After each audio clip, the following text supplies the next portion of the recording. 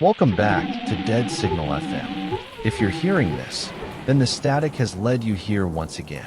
Before we drift into tonight's tale, leave a comment telling me where in the world you're tuning in from. And if these midnight stories keep you company, don't forget to like and subscribe. Now, turn down the lights, take a deep breath, and let the signal carry you into the dark. The hollowing. The first thing I noticed about Black Veil was the silence. Not the peaceful quiet of countryside living, but the heavy stillness of a place holding its breath. Even the morning birds seemed reluctant to sing as I drove past the weathered sign welcoming me to town, population 317, though the paint had faded so much I couldn't be certain of that last digit. I pulled my rental car into the gravel lot of the only motel on the outskirts of town, a sagging two-story building with peeling blue paint. The place looked abandoned, but a dim light flickered behind the office window. As I killed the engine, the silence pressed against my eardrums like cotton wool. Checking in, the woman at the front desk didn't look up from her crossword puzzle as I entered. Her hair was pulled back so tightly it seemed to stretch her skin, giving her face an uncanny, mask-like quality. "Yes, I'm Davis Mercer. I called yesterday about a room for the week." She nodded, sliding a registry book toward me with one hand while the other continued to grip her pencil with unnecessary force. "We don't get many visitors in Blackvale, especially not this time of year. I'm looking for someone," I explained, signing my name. "Amy Pearson. She was doing research here about 6 weeks ago and stopped contacting her family. They're worried." The woman's pencil stilled. Her eyes, pale blue, almost colorless, finally met mine. "Don't know the name," she said flatly. "Room 7, second floor, end of the walkway." She handed me a key attached to a heavy wooden fob, her fingers brushing against mine. They were ice cold. As I turned to leave, I caught her staring at me with an expression I couldn't quite place, not quite concern, not quite warning. "The cafe down the street serves breakfast until 10, she added, almost as an afterthought. "You won't find anything else open until noon." In my room, I unpacked Amy's file. As her thesis advisor, I felt responsible for her disappearance. The police investigation had stalled, treating her as just another grad student who'd abandoned her studies. But I knew Amy better than that. Her research into regional folklore had brought her to Blackvale, tracking an obscure harvest ritual she believed had medieval origins. Her last text to me had been cryptic. "Found something. Not what I expected." The hollowing goes deeper than records show. I spread her notes across the bed. Pages of interview transcripts, historical accounts, and local newspaper clippings. An old map marked with red circles. And photos, lots of photos, of stone markers in the surrounding woods, each bearing the same unusual symbol, a circle bisected by a wavy line. My phone buzzed. No signal. The motel's Wi-Fi password didn't work either. Outside my window, the sun was beginning to set, casting long shadows across the empty parking lot. I decided to get dinner before continuing. The cafe the clerk had mentioned was a small, dimly lit establishment with mismatched furniture and walls adorned with faded photographs of the town through various decades. A bell jingled as I entered, and every head turned toward me in perfect unison. The silence was immediate and complete. 6 or 7 locals, all staring, all perfectly still. Then, as if someone had pressed play after hitting pause, conversations resumed. But I noticed how their eyes kept darting in my direction when they thought I wasn't looking. I took a seat at the counter. A middle-aged waitress approached, wiping her hands on her apron. "Coffee?" she asked, already reaching for a mug. "Please. And whatever you recommend for dinner." "Stew's good tonight," she said, pouring the coffee. It was almost black, with an odd, earthy smell. "I'm looking for information about Amy Pearson," I said, showing her a photo on my phone. Graduate student, about 26, was here doing research on local history. The waitress squinted at the photo, then shook her head. "Don't recall her." She would have been asking questions about local traditions, specifically something called the hollowing. The mug she was holding slipped from her fingers and shattered on the floor. The cafe fell silent again. "Sorry about that," she muttered, not meeting my eyes as she bent to clean up the mess. When she stood, her face was composed again, but her hands trembled slightly. "We don't talk about old superstitions here. This is a good Christian town." From a booth in the corner, an elderly man with a shock of white hair and deeply lined face spoke up. "The professor doesn't mean any harm, Mabel." He gestured to the empty seat across from him. "Join me, if you please. I might know something about your missing student." The old man introduced himself as Walter Reed, the town's former doctor, now retired. He spoke softly, forcing me to lean in to hear him over the ambient noise of the cafe.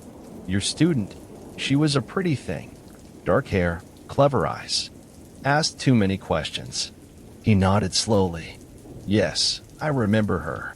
Came by my place, wanting to know about the old ways." Hope surged through me. "When did you last see her?" "Must have been just before the early harvest." He seemed to be calculating something in his head. 5, maybe 6 weeks ago." "Did she mention where she was staying? Or where she was heading next?" Walter's roomy eyes drifted to the window, where darkness had fully settled over the town. "She found her way to the old church, I expect. That's where they all end up, eventually. They, curious folk, outsiders, people who don't know when to stop looking." His gnarled hand closed around my wrist with surprising strength. "Listen to me carefully, Professor. There's a town meeting tomorrow night. Everyone will be there. You should be gone before then." A chill ran down my spine. "Are you threatening me?" Walter released my wrist and chuckled, though there was no humor in it. "No, son. I'm one of the few in this town who remembers what it was like before." He leaned closer, his voice dropping to a whisper. "Find what you need and leave. Some secrets are kept for a reason." The waitress appeared with my stew, effectively ending our conversation. Walter excused himself, leaving me alone with my thoughts and a meal I no longer had the appetite for. The stew had an unusual flavor, gamey and rich, with hints of unfamiliar herbs. Despite my unease, I found myself finishing every bite. As I paid my bill, I noticed a framed photograph near the register. It showed the town square decorated for what appeared to be a harvest festival. People in strange masks danced around a bonfire, while others stood in a circle, watching. In the background, barely visible, was a stone altar. "When was this taken?" I asked the waitress. She glanced at the photo, and something flashed across her face. Pride, maybe, or reverence. "That's from before. Before we had to hide who we are." She looked at me, really looked at me, for the first time. "You've already eaten our food, Professor. You might as well stay for the celebration." That night, I dreamed of Amy. She stood in a clearing surrounded by those stone markers, her face illuminated by moonlight. She was speaking to me urgently, but I couldn't hear her words. Behind her, shadows moved among the trees, not people, but something else, something that shifted and flowed like liquid darkness. I woke drenched in sweat, my heart hammering. Outside, the moon hung low and swollen in the sky, casting silver light through my thin curtains. My phone showed 3:17 a.m. A sound caught my attention, footsteps on the walkway outside my room, slow and deliberate. Then a soft scratching at my door. Not knocking, but something else. Something that made the hairs on my neck stand on end. I lay perfectly still, hardly daring to breathe, until the scratching stopped and the footsteps retreated. Only then did I notice the smell, damp earth and decay, as if something long buried had been disturbed. Sleep eluded me for the rest of the night. At first light, I headed out, Amy's map in hand. The town was still quiet, but this time the silence felt watchful, expectant. I walked past closed storefronts with dusty displays, a boarded-up library, and a small municipal building with a faded American flag hanging limply. The old church Walter mentioned sat at the edge of town, a stone structure with a crooked steeple and stained glass windows so dirty they looked black. The heavy wooden door was unlocked. Inside, rows of pews faced a simple altar, but something wasn't right. The proportions were off, the ceiling too low, the altar too large for the space. Behind the pulpit, I found a narrow staircase leading down. The steps were worn in the center, as if countless feet had trod upon them over centuries. The air grew colder as I descended. The basement was larger than should have been possible, given the size of the church above. Stone columns supported a vaulted ceiling, and alcoves lined the walls. In the center stood a circular pit, about 10 feet across, its edges carved with that same symbol, the circle bisected by a wavy line. I approached the pit carefully. It was deep, far deeper than it should have been, and lined with smooth stones that glistened with moisture. As I leaned over to get a better look, my foot dislodged something half buried in the dirt floor. Amy's phone, its screen cracked but still recognizable by the distinctive case. My hands trembled as I picked it up. The battery was dead, but it was undeniable proof she'd been here. As I pocketed the phone, I heard voices above, the church door opening and closing. I ducked into one of the alcoves, pressing myself against the cold stone wall. 2 men descended the stairs, one I recognized as the cafe owner, the other unfamiliar but dressed in what appeared to be some kind of ceremonial garb, a dark robe with that same symbol embroidered on the chest. Everything must be ready by nightfall, the robed man was saying. The offering is prepared. The hollowing must be completed before the moon reaches its zenith. What about the outsider? Asked the cafe owner. He's been asking questions. He's perfect, the robed man replied with a thin smile. The girl wasn't enough. The hunger grows. It needs more now. My blood ran cold. I didn't understand exactly what they were discussing, but the implications were clear enough. Amy hadn't left Blavale, and they had plans for me as well. They moved toward the pit, their backs to me. I seized the opportunity, slipping from the alcove and up the stairs as quietly as possible. Outside, I hurried away from the church, not daring to look back until I put several blocks between us. Only then did I notice how the townspeople watched me from windows and doorways, not bothering to hide anymore, not bothering to pretend. Their faces blank, their eyes reflecting nothing. Back in my motel room, I frantically packed my belongings. I had what I came for, evidence that Amy had been in Black Veil, that something had happened to her here. I could bring the authorities, force a real investigation. As I reached for my car keys, a wave of dizziness washed over me. My vision blurred, the room tilting and spinning around me. I staggered to the bathroom, splashing cold water on my face. In the mirror, my reflection looked wrong somehow, my skin too pale, my eyes too dark. The food, the stew, they'd put something in it. I fumbled for my phone, but my fingers felt numb and uncooperative. The screen swam before my eyes as I tried to dial 911. No signal. Of course. A knock at the door. Professor Mercer? Are you all right in there? The motel clerk's voice, solicitous and concerned. I'm fine, I called back, my own voice sounding distant and strange to my ears. Just leaving, actually. Oh, but you can't leave yet, she said, her tone shifting to something colder, more formal. Tonight is the town meeting. Everyone must attend. I said nothing, focusing on gathering my remaining belongings with hands that felt like they belonged to someone else. Through the window, I could see people converging on the town square, many carrying torches despite the daylight hour. Some wore masks or hoods. The knocking came again, more insistent this time. Professor, open the door, please. I shouldered my bag and moved to the window instead. It wasn't a long drop to the ground, and my car was just across the lot. If I could just make it there. The door splintered as something heavy crashed against it. Not waiting to see what was coming through, I pushed up the window and climbed out, dropping awkwardly to the ground below. Pain shot through my ankle, but adrenaline kept me moving toward the car. I just reached it when a hand clamped onto my shoulder, spinning me around. Walter Reed stood there, his elderly frame somehow imposing now, his eyes shining with an unnatural light. "I warned you to leave," he said sadly. "Now it's too late. The hollowing has begun." Behind him, townspeople were approaching from all directions, moving with the eerie coordination of a single organism rather than individual people.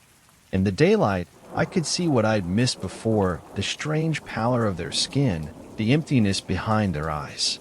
With a desperate shove, I pushed Walter away and scrambled into my car, fumbling with the keys. The engine roared to life, and I accelerated, not caring about the figures who had to leap out of my path. I had to get out, had to bring help. But as I reached the town limits, my vision began to darken at the edges. The road ahead seemed to stretch and distort, doubling and tripling before my eyes. I fought to stay conscious, even as my thoughts grew sluggish and confused. The last thing I remember clearly is the car drifting off the road, heading for the ditch, and a figure standing in the trees watching, a woman with dark hair and Amy's face, but not Amy's eyes. I woke in darkness, the air thick and close around me. Stone beneath my back, stone walls hemming me in. The pit. I was in the pit beneath the church. Voices chanted above me, a language I didn't recognize but somehow understood. They spoke of hunger and sacrifice, of emptying vessels to make room for something else, of the hollowing. My mind felt clearer now, whatever drug they'd given me wearing off enough for terror to set in fully. I tried to move, only to discover my wrists and ankles were bound with rough rope. The chanting grew louder, more fervent. A face appeared at the edge of the pit, looking down at me. The motel clerk, her tight-pulled hair now loose around her shoulders, her colorless eyes reflecting the torchlight. "Don't fight it," she said, almost gently. "It's easier if you don't fight. What are you going to do to me?" My voice was a rasp, my throat dry with fear. "We're not going to do anything," she replied. "It is. The thing that lives beneath Black Veil. The thing that keeps us safe, keeps us prosperous. It's hungry. It's always hungry."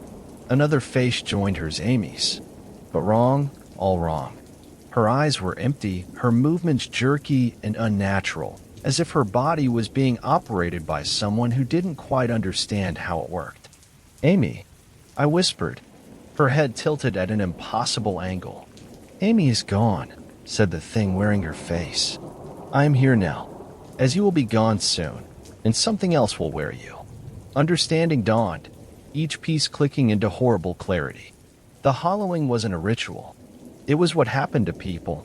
They were emptied out, their bodies left behind as vessels for something else. The chanting reached a crescendo. At the edge of the pit, robed figures began to sway in unison. The ground beneath me trembled, stones shifting against each other. And then I felt it, a presence, ancient and vast, rising from the depths below the pit. Not physical, not at first, but a consciousness so alien and hungry it seemed to devour the very air around it. It brushed against my mind, and I screamed as images flooded my perception. Centuries of sacrifices, generations of hollowed bodies serving as hosts, an endless cycle of feeding and growing stronger. The stones beneath me cracked, black ichor seeping through the fissures. It touched my skin, burning like acid even as it numbed everything it touched. I thrashed against my bonds, but the ropes held fast. Above me, the townspeople's chanting had transformed into a sound no human throat should be able to make, a resonant, multi-toned howl that seemed to vibrate through my bones. The ichor reached my face, forcing its way into my mouth, my nose, my ears. I could feel it inside me now, spreading through my veins, pushing against the boundaries of my consciousness. My thoughts grew fragmented as something else began to occupy the spaces in between them. My last coherent thought was of Amy, of how she must have experienced this same violation, this same erasure of self. How she had tried to warn me with her final message. The hollowing goes deeper than records show. Indeed it did. All the way down to the foundations of reality itself, where ancient things waited to wear our skins and walk among us. They found my car in the ditch 3 days later. The official report listed me as missing, presumed dead, another mysterious disappearance connected to the remote town of Blaevale. But I didn't disappear.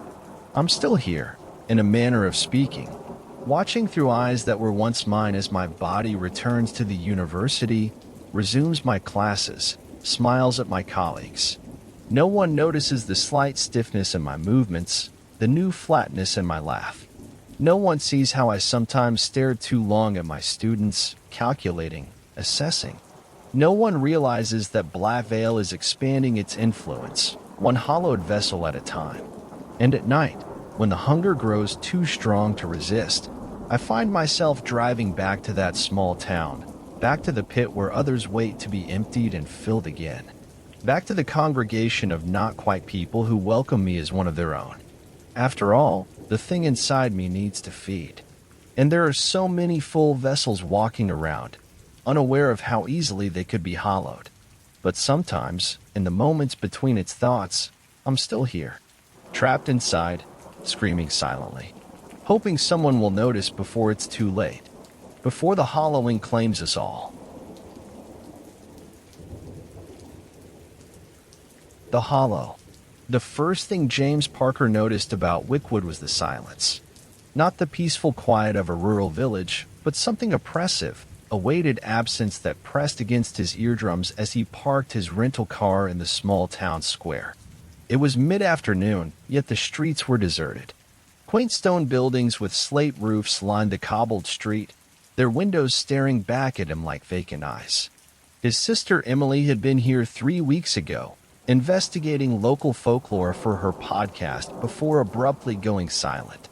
Her last text was cryptic. I found it. The hollow. It's real. The local police had conducted a perfunctory search before concluding she'd likely continued her trip elsewhere. But James knew better. Emily wouldn't leave without telling him. "You'll be looking for Emily Parker," said a voice behind him. James spun around to face an elderly man with deeply lined features and pale blue eyes that seemed too bright against his weathered skin. "How did you know that?" James asked. "Word travels fast here," the man replied. "I'm Arthur Haynes, town historian of sorts." He extended a gnarled hand. "Your sister asked many questions. Some better left unasked. Did you speak with her before she disappeared?" Arthur's expression tightened. "I suggested she return home. She didn't listen. And why should I?" James countered. "Because some stories aren't meant to be uncovered." Arthur's gaze drifted to the hills beyond the village. "The Swan Inn has rooms. Margaret will take care of you, but I recommend you don't stay long." Before James could respond, Arthur walked away, disappearing into a narrow alley between two buildings. The Swan Inn was a timber-framed building that might have been charming in different circumstances. The innkeeper, Margaret, was a stern woman with hair pulled into a severe bun. She barely spoke as she led him to a small but clean room. "Dinner's at 7, she said flatly. "We lock the doors at 9. "Lock the doors? Why?" "Village custom," she replied, her tone brooking no further questions.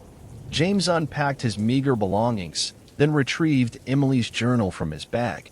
She'd mailed it to him the day before her disappearance, with a note saying, "If anything happens to me, find the truth." The pages were filled with her neat handwriting, detailing the folklore of Wickwood, particularly legends surrounding the Hollow, a supposed place of ancient worship in the nearby woods. One passage caught his attention. "The villagers know more than they're saying. There's something wrong with the children here. They speak in unison sometimes, and they all have the same birthmark, a small, crescent shape behind their right ear. And the way people look at outsiders, like they're measuring the worth of your organs." A knock at the door made him jump. A young woman stood in the hallway, early 20s with dark hair and anxious eyes. "I'm Lily," she whispered. "I worked at the cafe with your sister. Meet me at the church ruins at midnight if you want to know what happened to her." Before he could respond, she hurried away. Dinner was a silent affair in the inn's dining room, with a handful of locals who barely acknowledged him. James felt their eyes on him when he wasn't looking. The meal, a bland stew, sat heavy in his stomach. At 11:30, he slipped out of his room window rather than risk the locked front door. The night air carried a chill that penetrated his jacket as he made his way to the ruins marked on Emily's hand-drawn map. The old church was little more than crumbling stone walls beneath the light of a waxing moon. No sign of Lily. "I didn't think you'd actually come." Her voice emerged from the shadows. She stepped forward, constantly glancing around as if terrified of being seen. "What happened to my sister?" James demanded.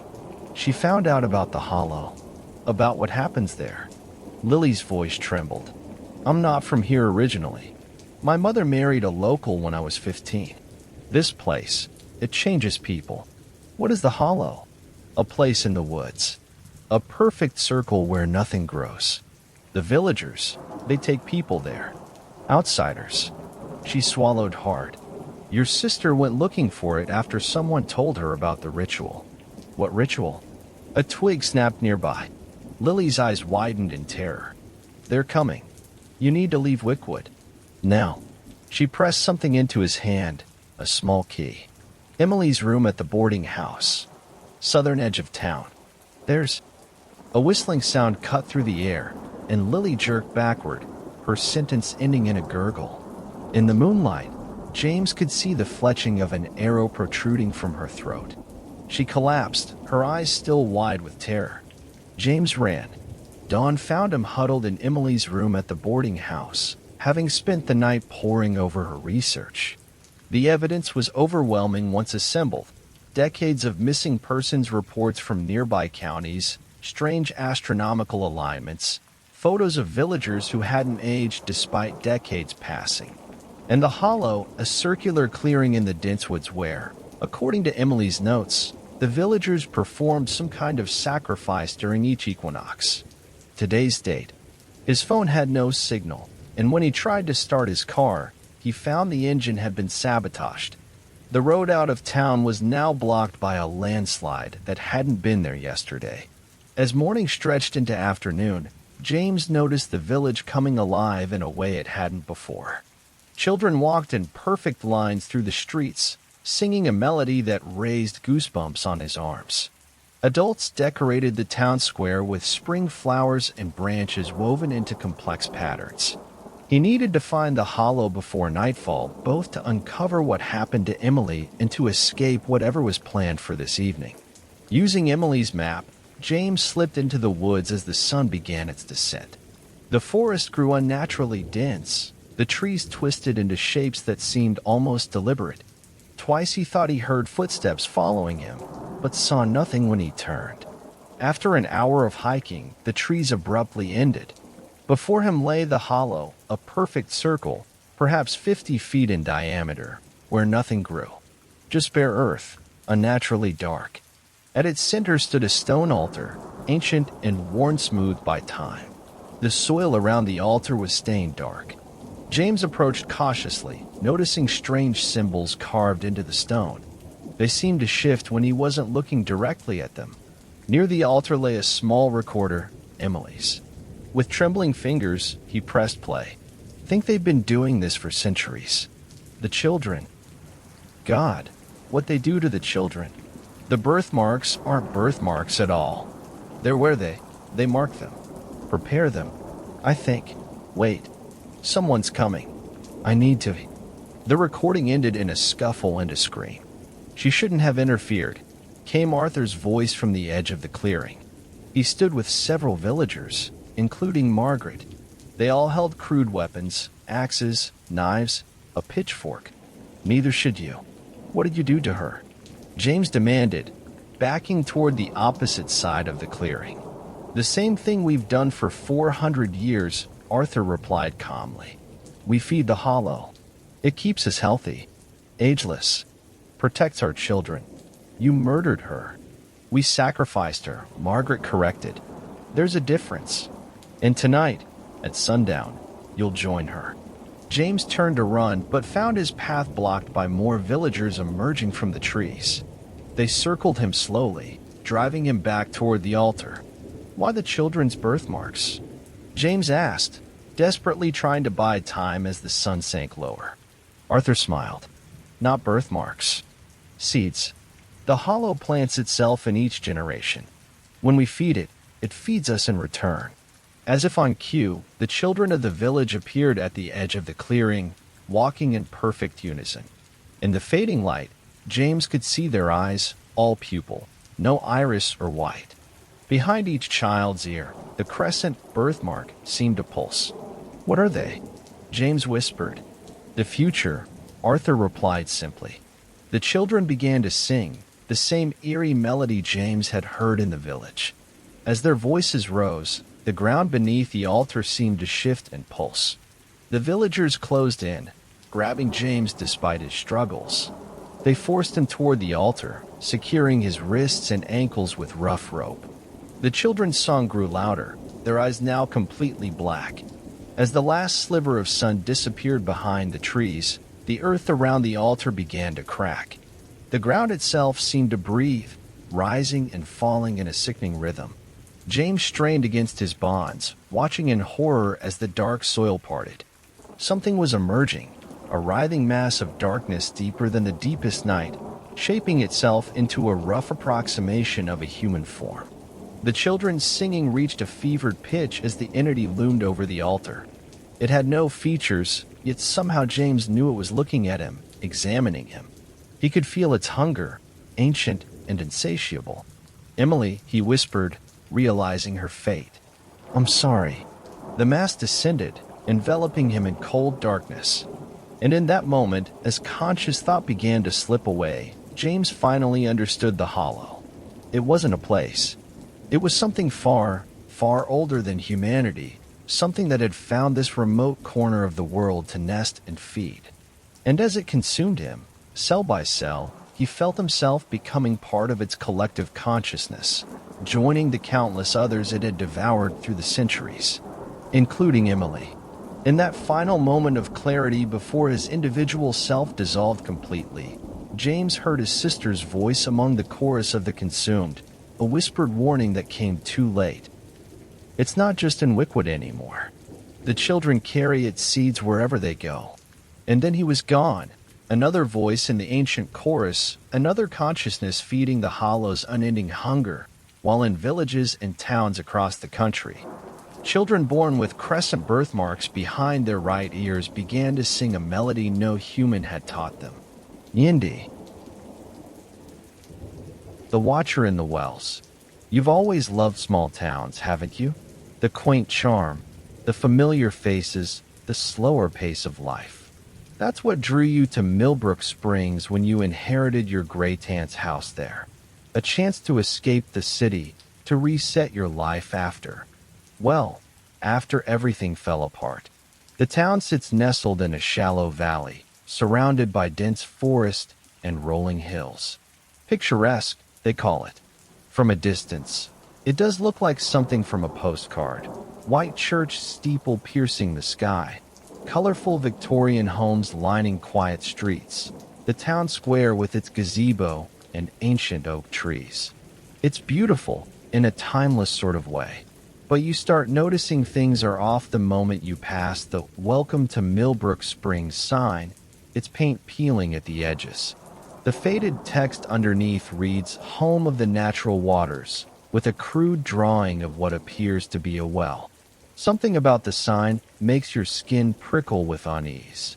Probably just nerves about the move, you tell yourself. Your great-aunt's house sits at the end of a long, unpaved driveway, partially hidden by overgrown bushes. It's been empty for 8 months since she passed, but someone, the estate lawyer, perhaps, has kept the lawn from becoming completely wild. The Victorian structure looms against the late afternoon sky, its weathered blue paint and ornate trim giving it a dignified, if somewhat melancholy, appearance. Home sweet home, you mutter to yourself as you turn off the engine. The keys jingle in your hand as you approach the front door. The porch creaks beneath your weight, a sound that will soon become familiar. Inside, the house is exactly as you'd expect, filled with outdated furniture, faded wallpaper, and the lingering scent of old books and lavender sachets. Great-Aunt Evelyn was something of a recluse in her later years, but the house is clean, if cluttered. You'll have your work cut out for you sorting through everything. That night, after unloading your car and making up the bedroom with fresh sheets, you lie awake listening to the unfamiliar sounds of the house. The wind whispers through gaps in the old window frames. Floorboards settle with quiet groans. And somewhere, far off but persistent, there's the sound of running water. Probably just old pipes, you think, pulling the covers higher. You dream of wells that night. Deep, stone-lined shafts disappearing into darkness. You're peering down one, trying to see the bottom, when you notice something looking back up at you. You wake with a start, heart pounding. Just a dream. Just a dream. The town welcomes you with polite curiosity when you venture out the next day. At Ruth's Diner on Main Street, you're greeted with friendly smiles that don't quite reach the eyes of the locals. The coffee is good though, and the pancakes even better. You're Evelyn Harlow's great niece, aren't you? The waitress, Ruth herself, according to her name tag, asks as she refills your mug. Yes, you reply surprised. How did you know? Ruth's smile tightens slightly. Small town. News travels fast. Plus, you have her eyes. Something about the way she says it makes you uncomfortable. You don't remember your great-aunt's eyes. You only met her a handful of times as a child. The old Harlow place has been in your family for generations. Ruth continues, lowering her voice. Evelyn was the last one living there. Until you. I'm just staying until I sort out the estate, you explain. I'm not planning to live here permanently. Ruth nods, but there's a knowing look on her face that bothers you. That's what they all say, she murmurs, before moving on to another table. They all say? Who's they? On your way back to the house, you notice something you missed yesterday. A well sitting on the edge of your property, near where your land meets the forest. It's an old stone structure with a wooden roof and a hand crank for the bucket. Something about it nags at your memory. Had it been in your dreams last night? You approach it cautiously, drawn by curiosity. The stones are worn smooth with age, covered in patches of dark green moss. A heavy wooden lid covers the top, secured with a rusted padlock. Odd. Why would a well need to be locked? As you stand there, a voice startles you. I wouldn't get too close to that if I were you. You turn to find an elderly man watching you from the road. He leans heavily on a gnarled walking stick, his weathered face mostly hidden beneath the brim of an old cap. I'm sorry, the wells, he says, nodding toward the structure. Best to leave him be, especially that one. Why? What's wrong with it? The old man studies you for a long moment. You're Evie's kin, aren't you? Should have told you herself. He shakes his head. Town was built on natural springs. Water's special here. Or was, before it changed. Changed how? But the old man just turns away, continuing his slow walk down the road. Ask about the drought of '54. Ask why they locked the wells. But don't go opening any of them, you hear?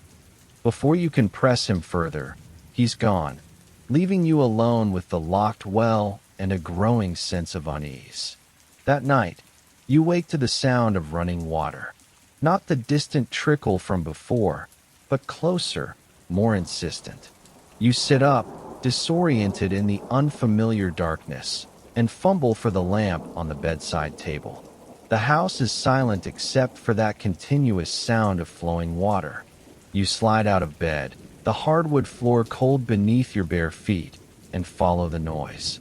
It leads you downstairs, through the kitchen, and to a door you haven't explored yet, one that presumably leads to the basement. Your hand hesitates on the doorknob. The water sound is definitely coming from below. Maybe a pipe burst? The last thing you need is water damage in a house you're trying to sell. The door creaks open to reveal a set of wooden stairs descending into darkness. You flip a switch, and a single bare bulb illuminates the stairwell with harsh yellow light. The sound of water is louder now, unmistakable. The basement is larger than you expected, with rough stone walls and a dirt floor in places. Old furniture and boxes are stacked against the walls. But what draws your attention is the far corner, where the dirt floor gives way to a circle of stones. Another well, right here inside the house. Unlike the one outside, this one has no cover. The sound of rushing water emanates from its depths. Cautiously, you approach and peer down. Darkness. Nothing but darkness and that sound of flowing water. You reach for your phone to use as a flashlight. But as you do, the water sound stops abruptly. The silence that follows is somehow worse. You stand frozen, staring down into the black maw of the well, when a soft whisper drifts up from below. "I see you." You stumble back, heart hammering in your chest. Did you imagine it?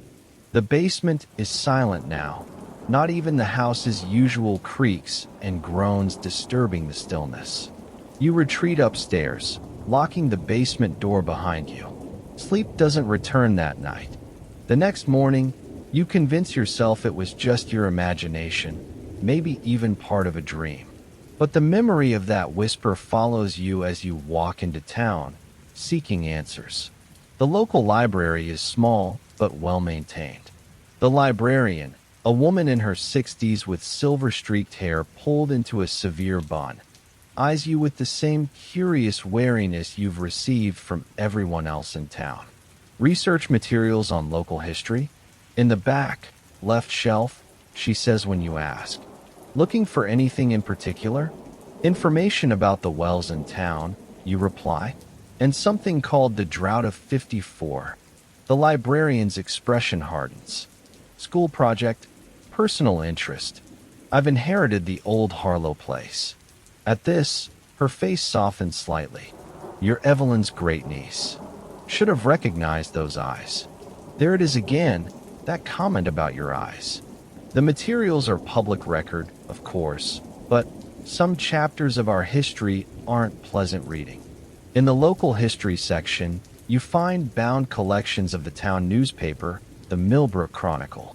You start with 1954, flipping through the yellowed pages until the headlines catch your eye.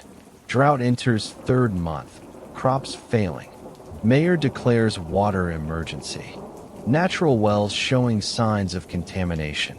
And then, from October of that year, tragedy at Mill Creek. 3 children missing. Search continues for missing children. Parents desperate. Wells ordered sealed following discovery. The last article makes your blood run cold. According to the account, the 3 missing children, ages 7, 9, and 12, were found at the bottom of a well on the old Harlow property. Your property. Their deaths were ruled accidental drownings, but the article mentions unusual circumstances that were never specified. Following the incident, the town council ordered all natural wells sealed and locked for public safety. Modern plumbing was installed throughout the town the following year. You dig deeper, finding more recent articles that reference the Millbrook incident, as locals apparently call it. There are mentions of water contamination and mass hysteria, but nothing concrete. A small leather-bound book catches your attention. Unlike the other materials, it's not an official publication, but a personal journal, labeled simply E. Harlow, 1954. Your great-aunt's diary. Why would this be in the public library? You open it carefully, the brittle pages crackling beneath your fingers. The early entries are mundane. Notes about garden plantings, church socials, visits from neighbors. But as the drought progresses, the tone changes. June 18, 1954. Water tastes strange today. Not bad, just different. Left a glass on my nightstand and woke to find it had turned cloudy overnight. July 2nd, 1954. Dreams of drowning again. Always the same. Pulled down into darkness by something I cannot see, only feel. Something cold with too many hands. August 15th, 1954. The well water is changing. Sometimes clear, sometimes cloudy with things floating in it. Nobody believes me. They say it's just sediment, but I've seen it move against the current. The entries become more disturbing as the months progress. September 10th, 1954, it's watching US. From below. From every well, every spring. The children see it too. They're drawn to it. Margaret Fisher caught her boy leaning so far into their well that he nearly fell in. Said he heard someone calling his name from the water. The final entry is dated October 23rd, 1954. They found those poor children in our well. Everyone thinks they fell in, but I know better. It took them. It's hungry. We're sealing the wells, but it won't matter. It's already in the water. In all of us. In our eyes when we look in the mirror. They're locking my well today. The one in the house, they don't know about. I should tell them, but I can't. It lets me see things. Future things. Terrible things. I've seen you coming, dear one. I'm so sorry. It's been waiting for you. For those eyes. Our eyes. You closed the journal with trembling hands. Your great aunt was clearly disturbed, possibly suffering from delusions. But something about her words resonates with your experience last night. Find what you were looking for? The librarian's voice startles you. Yes, thank you. You managed to reply, your mouth dry. I didn't realize my great-aunt had issues. The librarian's expression is unreadable. Every family has its secrets. The Harlows more than most. Those wells brought prosperity to this town once. Now, she trails off, glancing out the window where dark clouds have gathered. Looks like rain's coming. First in a while. You should head home before it starts. The storm breaks just as you reach the house. Rain coming down in sheets that blur the landscape. You rush inside, soaked and chilled to the bone. The house feels different now, knowing what you know. You eye the basement door warily as you pass through the kitchen to change into dry clothes. That night, the rain pounds against the roof and windows, a constant roar punctuated by thunder. You try to distract yourself by exploring more of the house, opening boxes and drawers, trying to find anything that might shed more light on your great-aunt and the history she was part of. In her bedroom, the largest in the house, you find a locked roll-top desk. After some searching, you discover a small key taped to the bottom of a drawer in her bedside table. Inside the desk are stacks of letters, most in their original envelopes with faded stamps. They span decades, all addressed to Evelyn Harlow, many from someone named Thomas. As you skim through them, you piece together a story. Thomas was engaged to your great-aunt in the early 1950s, but something happened to end their relationship around the time of the drought. The later letters take on a pleading, almost desperate tone. Evie, please talk to me. Whatever you saw, whatever you think you saw, we can work through it together. The doctors say you're suffering from toxic psychosis. It's from the contaminated water, Evie. Half the town was affected. What you're seeing isn't real. They won't let me visit you at the hospital anymore. Your brother says it's for the best. But I know you, Evie. The real you is still in there, beneath whatever's clouding those beautiful gray eyes of yours. Gray eyes. You freeze, remembering the comments about your eyes. Slowly, you rise and move to the vanity mirror across the room. Your eyes have always been blue. A deep, vivid blue, your most striking feature. But the eyes that stare back at you from the mirror are gray, a strange, cloudy gray with tiny dark flecks floating in them, like sediment in water. You blink hard, telling yourself it's just a trick of the light. But when you look again, your eyes remain that unnatural gray. A loud crash of thunder makes you jump, and suddenly the lights go out, plunging the house into darkness. You fumble for your phone, turning on its flashlight, and that's when you hear it again, the sound of running water, not from the rain outside, but from below, from the basement, followed by a soft, wet tapping sound, like someone, something, climbing up stone walls. Your instinct is to run, to get out of the house, but the storm rages outside. Instead, you find yourself moving toward the basement door, drawn by a compulsion you can't explain. The tapping grows louder as you approach, rhythmic and deliberate. The basement door is ajar now, though you're certain you closed it earlier. Your flashlight beam trembles as you point it down the stairs. Water. There's water seeping up from below, covering the bottom steps. The tapping stops. Then a voice calls up from the darkness. Your voice, but not quite. Distorted, as if speaking through water. Come down. See what I've become. See what we'll all become. You want to run, but your body betrays you. Your foot takes the first step down, then another. The cold water soaks your shoes as you descend, your flashlight revealing the basement now flooded with several inches of cloudy water. In the far corner, the well's stone circle breaks the surface of the water. Something is emerging from it, something pale and glistening in the flashlight's beam. A hand, reaching upward, then another, and another. More hands than any single being should possess, all reaching, grasping at the air. You came back, your distorted voice says from the well. You always come back. A face begins to rise from the dark water, a bloated, bleached thing that might once have been human. Its eyes are open, cloudy gray with dark flecks swirling in them. Your eyes, Great Aunt Evelyn's eyes. The water remembers, it says. The water preserves. We've been waiting so long. Behind it, more pale shapes are rising. Small forms with children's faces, their skin wrinkled and white as if soaked too long. Their eyes are the same, cloudy gray. You try to retreat up the stairs, but the water is rising rapidly now, swirling around your knees, your waist. It's ice cold and thick, more viscous than water should be. The pale figures are moving toward you through the flood. There are too many hands reaching. Don't fight it, the thing with your voice says. It's in you already. In your eyes. In your blood.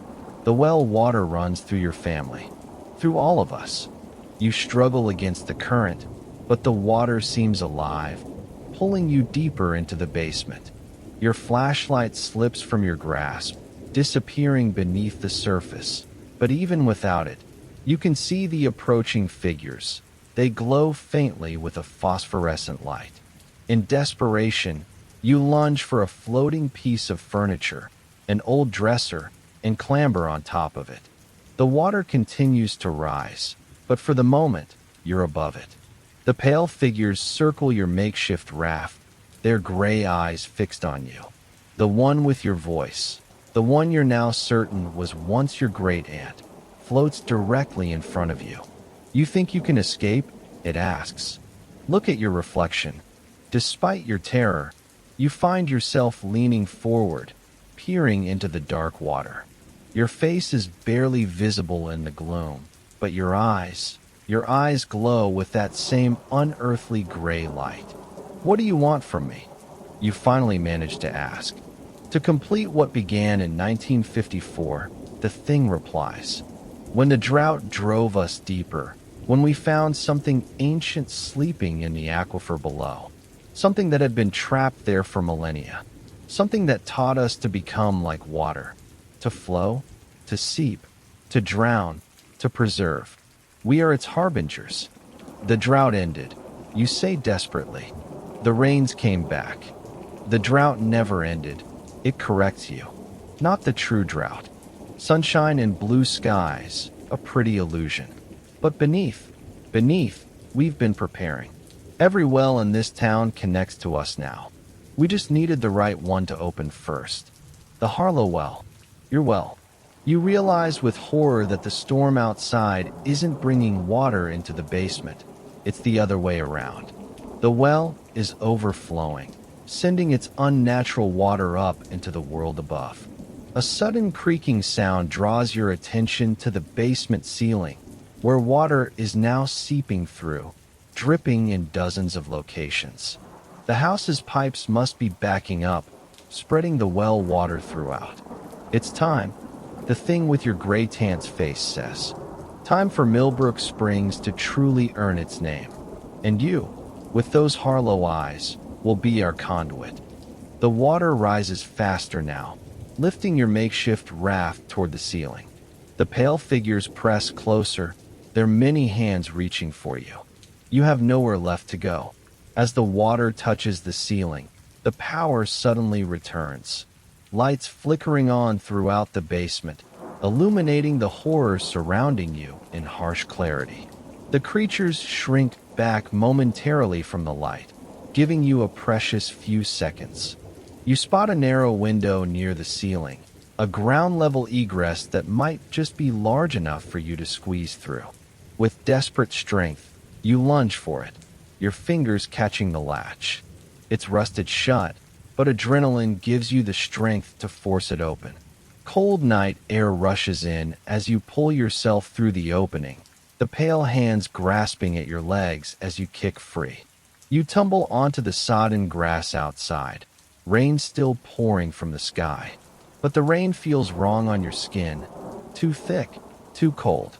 You look up and see the dark clouds swirling directly above the house, a perfect circular formation centered on your property. The well in the yard, the locked one, has broken open, its wooden cover splintered. Water gushes upward from it like a fountain, but defying gravity, the stream arcs upward to join the clouds above. All around town, you can see similar fountains rising, from yards, from the town square, from every location where a well once stood. The water is returning to the sky, only to fall again as rain, an unnatural cycle. And the rain is changing as it falls on your skin. Tiny pale things wriggle in the droplets, microscopic versions of the pale, many-handed creatures below. They seep into your pores, your eyes, your mouth. You can feel them spreading inside you, a cold sensation threading through your veins. Your vision blurs, then clarifies stronger than before. Colors fade, but you can see movement everywhere. Inside trees, inside the ground, inside the very air. In the distance, lights are coming on in houses throughout town as people wake to the strange storm. Soon they'll feel the rain on their skin. Soon they'll invite it inside them. You try to run, to escape, to warn someone, but where can you go? The rain falls everywhere. And deep inside, something is changing. Something is opening like a blossom in your mind. You can hear the whispers now, not just from the well, but from all around, from the rain, from the puddles, from inside your own body. The water remembers. The water preserves. The water returns. And the most terrifying part? As the cold spreads through you, as your body begins to change, becoming something fluid and strange and ancient, you no longer want to escape. You want to flow, to seep, to drown. You want to return to the well. You turn back toward the house, your movements no longer entirely your own.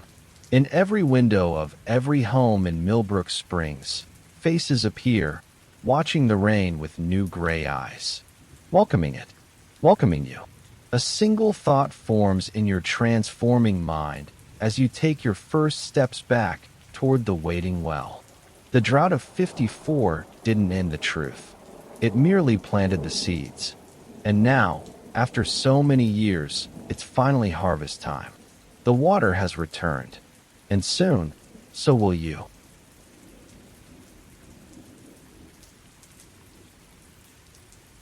The calling. You've always had peculiar dreams. Dreams where shadows move against their casters, where whispers flow through empty rooms, where your reflection takes a beat too long to mimic your movements. But they were just dreams. Until last Thursday.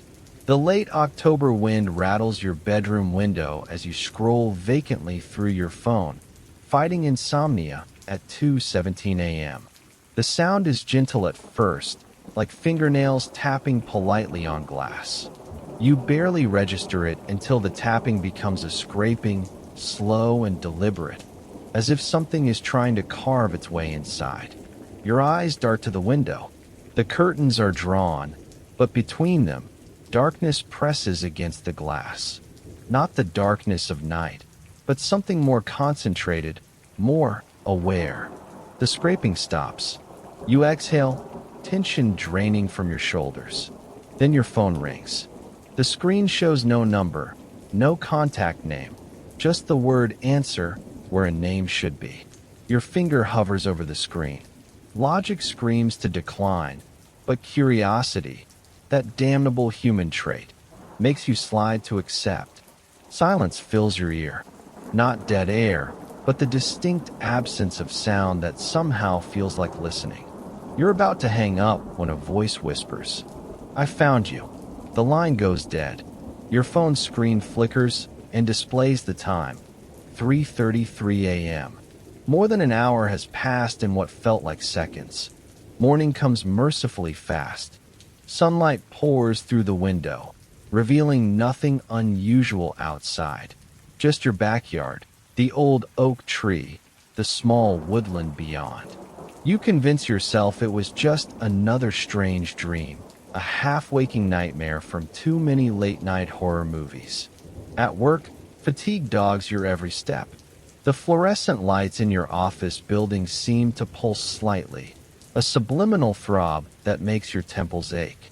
Co-workers' voices sound distant, as if heard through water. "Are you feeling all right?" Your supervisor asks, concern etched on her face. You look off. You assure her you're fine, just tired. But as she walks away, you notice something odd. Her shadow doesn't move quite in sync with her body, lagging behind by a fraction of a second too long to be natural. By lunchtime, the feeling that something is fundamentally wrong has settled over you like a shroud. In the bathroom, you splash cold water on your face and look into the mirror. Your reflection stares back, but its eyes seem darker, deeper, as if the person on the other side is standing farther back from the glass than you are. You raise your hand. Your reflection raises its hand a beat later. You blink. It doesn't. Heart pounding. You back away from the mirror, but not before noticing something written in the condensation that shouldn't be there. 3 simple words. "Come to me." That evening, you drive home in a state of controlled panic. The radio turns itself on, cycling through stations of static before settling on a clear signal, playing a song you've never heard. A haunting melody with lyrics you can't quite make out, except for an occasional refrain that sounds like your name. Your neighborhood looks different somehow. The houses are where they should be, but the spaces between them seem wrong. Deeper, darker, as if the dimensions have subtly shifted. As you pull into your driveway, you notice a package on your front porch. It's a small box wrapped in brown paper. No shipping label, no return address. Just your name, written in flowing script that looks eerily similar to your own handwriting. Inside your house, you place the package on the kitchen counter, reluctant to open it. You go about your evening routine. Dinner, shower, mindless television. All while the box sits there, a presence as insistent as a ticking clock. Just before midnight, you finally unwrap it. Inside is an old brass key, ornate and heavy, attached to a tag bearing an address you don't recognize. 1247 Marsh Road. You've never heard of Marsh Road in your town. You check your Maps app, no results. But deep down, you know exactly where it is, as if the knowledge was planted in your mind along with the key. Sleep that night is fitful, filled with dreams of a house standing alone at the end of a dirt road, surrounded by mist-shrouded marshland. In the dream, you approach the house, the brass key warm in your palm. As you near the porch, the door swings open of its own accord, revealing a yawning darkness that calls to you like an old friend. You wake suddenly, drenched in sweat, to find yourself sitting in your car. The engine is running, your hands gripping the steering wheel. Outside your window is not your driveway, but a narrow dirt road cutting through tall reeds and stagnant water. Dawn is just breaking. The sky is sickly gray-green, like a fresh bruise. Panic surges through you. How did you get here? You have no memory of driving, no recollection of leaving your bed. Yet here you are, and ahead, just visible through the morning mist, stands the house from your dream. Logic tells you to turn around, to drive away and never look back. But the key in your pocket seems to pulse with heat, and an inexplicable certainty fills you.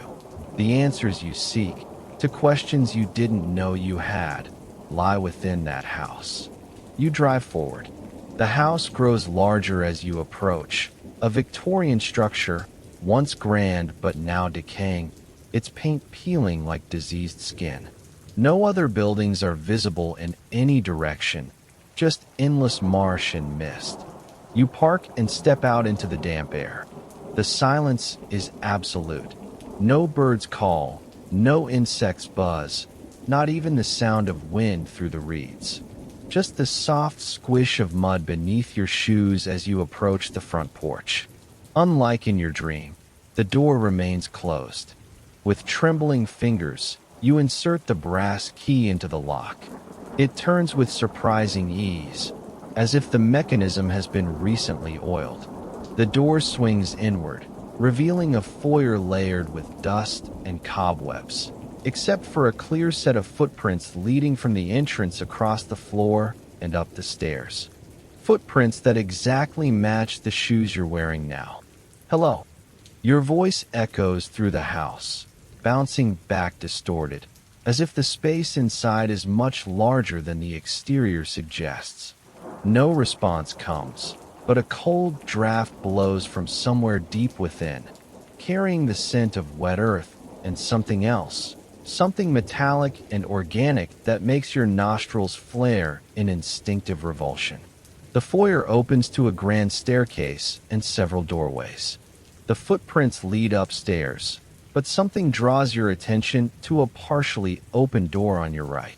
Through the gap, you can see what appears to be a study, bookshelves, a desk, and what looks like photographs on the walls. You push the door wider. The study is immaculate, unlike the dusty foyer. Books line the shelves, leather-bound and ancient. The desk is polished mahogany, its surface bare except for a single leather-bound journal. But it's the photographs that freeze the blood in your veins. Dozens of them in frames of varying ages cover the walls, and every single one is of you. You as a child, playing in a backyard you don't recognize. You as a teenager, sleeping in an unfamiliar bedroom. You last week, standing at your kitchen sink, unaware you were being watched through the window. And there, in the center, largest of all, a photograph of you, standing exactly as you are now, looking at these very photographs, expression frozen in horror. The image was taken from where the desk chair now sits. Empty. Someone has been watching you your entire life. A floorboard creaks overhead. Then another. Footsteps, moving deliberately across the ceiling toward the top of the stairs. You back out of the study, heart hammering against your ribs. The front door, your escape route, has silently swung shut. You rush to it, twist the knob, locked. The key no longer works. The footsteps reach the top of the stairs and begin to descend, slow and measured. You spin around, searching for another exit, and spot a door beneath the staircase that must lead to a basement. Without thinking, you wrench it open and plunge into the darkness below, pulling the door shut behind you. No windows illuminate the basement. You fumble for your phone, activate its flashlight, and sweep the beam around. The space is cavernous, far larger than should be possible given the size of the house above. The floor is dirt, the walls rough stone that glistens with moisture. And carved into those walls, covering every surface, are symbols. Thousands of them, spiraling in complex patterns, some recognizable, astrological signs, alchemical notations, others completely alien, hurting your eyes if you look at them too directly. At the center of the room stands a stone altar, and around it, arranged in a perfect circle, are photographs. You approach, dreading what you'll find. They're all of you, again, but different from those upstairs. These show you in moments of pain, grief, fear, your worst moments captured by an unseen observer. You at your grandfather's funeral. You in the hospital after your accident 2 years ago. You during your most private breakdowns, when you thought you were completely alone. But it's what's on the altar that makes you stagger back in shock. A clay figure, crude but recognizably human, wrapped in what appears to be strands of your hair. Beside it lies a piece of paper, a birth certificate. Your birth certificate. But the parents listed are names you've never seen before, and your birthplace is given as 1247 Marsh Road. Footsteps scrape on the dirt behind you. You whirl around, phone light bouncing wildly across the walls, illuminating nothing but symbols that seem to writhe in the moving light. "Who's there?" you demand, voice cracking. "You know who I am," comes the reply, in a voice that is yours, but not yours, deeper, older, with an accent you can't place. You've always known. From the darkness steps a figure, and as your light falls upon its face, the world seems to tilt on its axis. It's you, but not you. Older, withered, eyes sunken in a face lined with decades you haven't lived, yet unmistakably your features. "What is this?" you whisper. The figure smiles, revealing teeth too sharp, too numerous. "The end of a very long wait," it says, "and the beginning of your purpose." It gestures to the walls, the spiraling symbols. "I've called to you across time, across realities.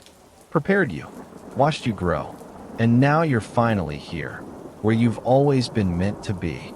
I don't understand," you say, backing away until your legs hit the altar. No one ever does, at first. The thing wearing your face says, stepping closer. "But you will. After all, I did." Its hand reaches for you, skin paper thin over twisted bones. "It's a cycle, you see. I was called here, just as you were, by the one who wore our face before me. And now it's your turn to become the caller." You try to run, but your muscles seize, refusing to obey. The symbols on the walls begin to glow with a sickly light, pulsing in rhythm with your panicked heartbeat.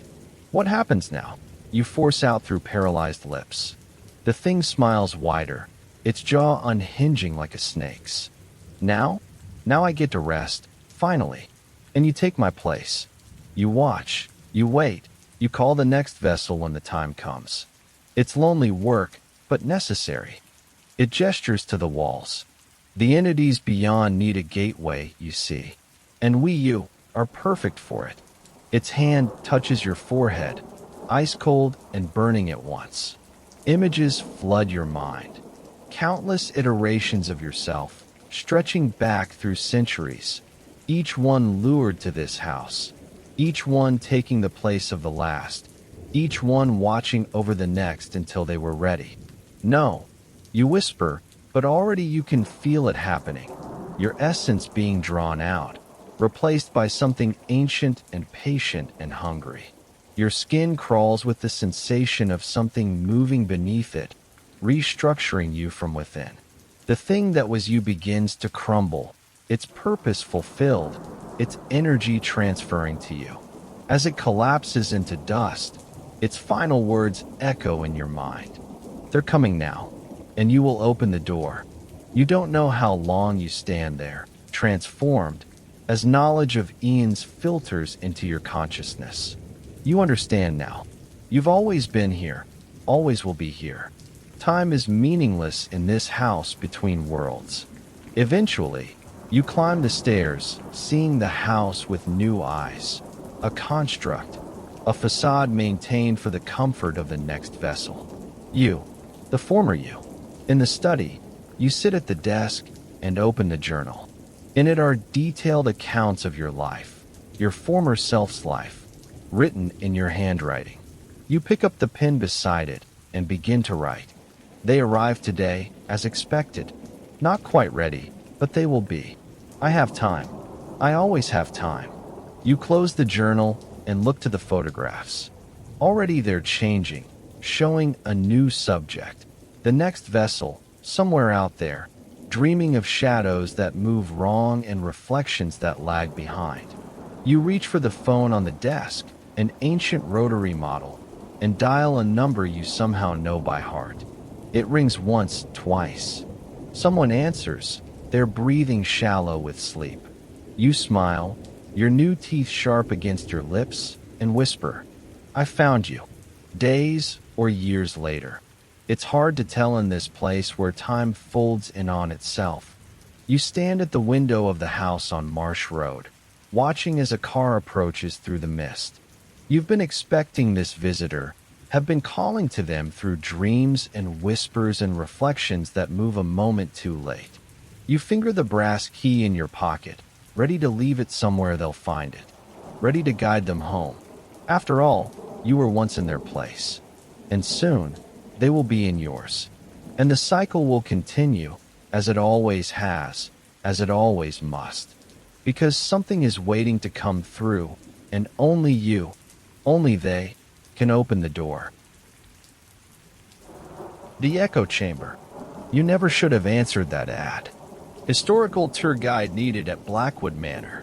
Previous experience preferred but not required. Excellent pay. The listing caught your eye while scrolling through job boards on a particularly desperate Tuesday night. Your bank account was dwindling, rent was due, and the hospitality industry had chewed you up and spit you out one too many times. You've always had an affinity for history. Something about old buildings speaks to you, the way time layers itself in the architecture, how stories get trapped in the walls. So when you arrived at Blackwood Manor for your interview, the imposing Victorian structure rising from the morning mist filled you with excitement rather than the apprehension it probably should have. Mrs. Hargrove, the caretaker, is a slight woman with silver hair pulled into a severe bun. Her face is lined with age, but her eyes are sharp, assessing you with unnerving intensity. The job is simple, she explains, leading you through the grand foyer. The chandelier above casts strange, elongated shadows across marble floors. 2 tours daily, 5 days a week. You'll use our script. No deviations. You nod, trying not to show how desperately you need this job. There's one more thing, she says, stopping at the base of a magnificent spiral staircase. The East Wing is off limits. To everyone, including staff. Why's that, you ask? Her smile doesn't reach her eyes. Structural concerns. Later, as she hands you the employee handbook, her cold fingers brush against yours. Welcome to Blackwood Manor. You start tomorrow. That night, you dream of corridors that stretch and bend like taffy, of doors that open onto brick walls, of whispers that sound like your name. It's your 3rd week at Blackwood Manor, and you've settled into a comfortable routine. The script Mrs. Hargrove provided is full of the standard historical trivia, construction dates, architectural details, previous owners. The tour groups are small, mostly retirees and the occasional history buff. The pay is indeed excellent. But something isn't right. You first notice it during Tuesday's afternoon tour. As you lead the group through the music room, explaining the origins of the 19th century grand piano, you feel the distinct sensation of being watched. Not by the guests, by someone else. Something else. When you turn to face the doorway, you catch a flicker of movement. A shadow, perhaps. But when you investigate after the tour, there's nothing there. That night, driving home, your car radio switches stations by itself, crackling with static before settling on a station playing a tinny, old-fashioned waltz. You don't remember ever hearing this station before. The following morning, you arrive early. The manor is eerily quiet, the kind of silence that feels thick, oppressive. As you prepare for the day's first tour, you hear footsteps overhead, in the East Wing, the forbidden section of the house. Mrs. Hargrove hasn't arrived yet. You hesitate at the bottom of the staircase, looking up toward the cordoned-off hallway. Just a quick look, you think. Just to satisfy your curiosity. The velvet rope comes down easily. The door to the east wing is heavy, its hinges groaning in protest as you push it open. The air beyond is stale, carrying the scent of old paper and something else, something metallic. The hallway extends before you, darker than it should be at this hour.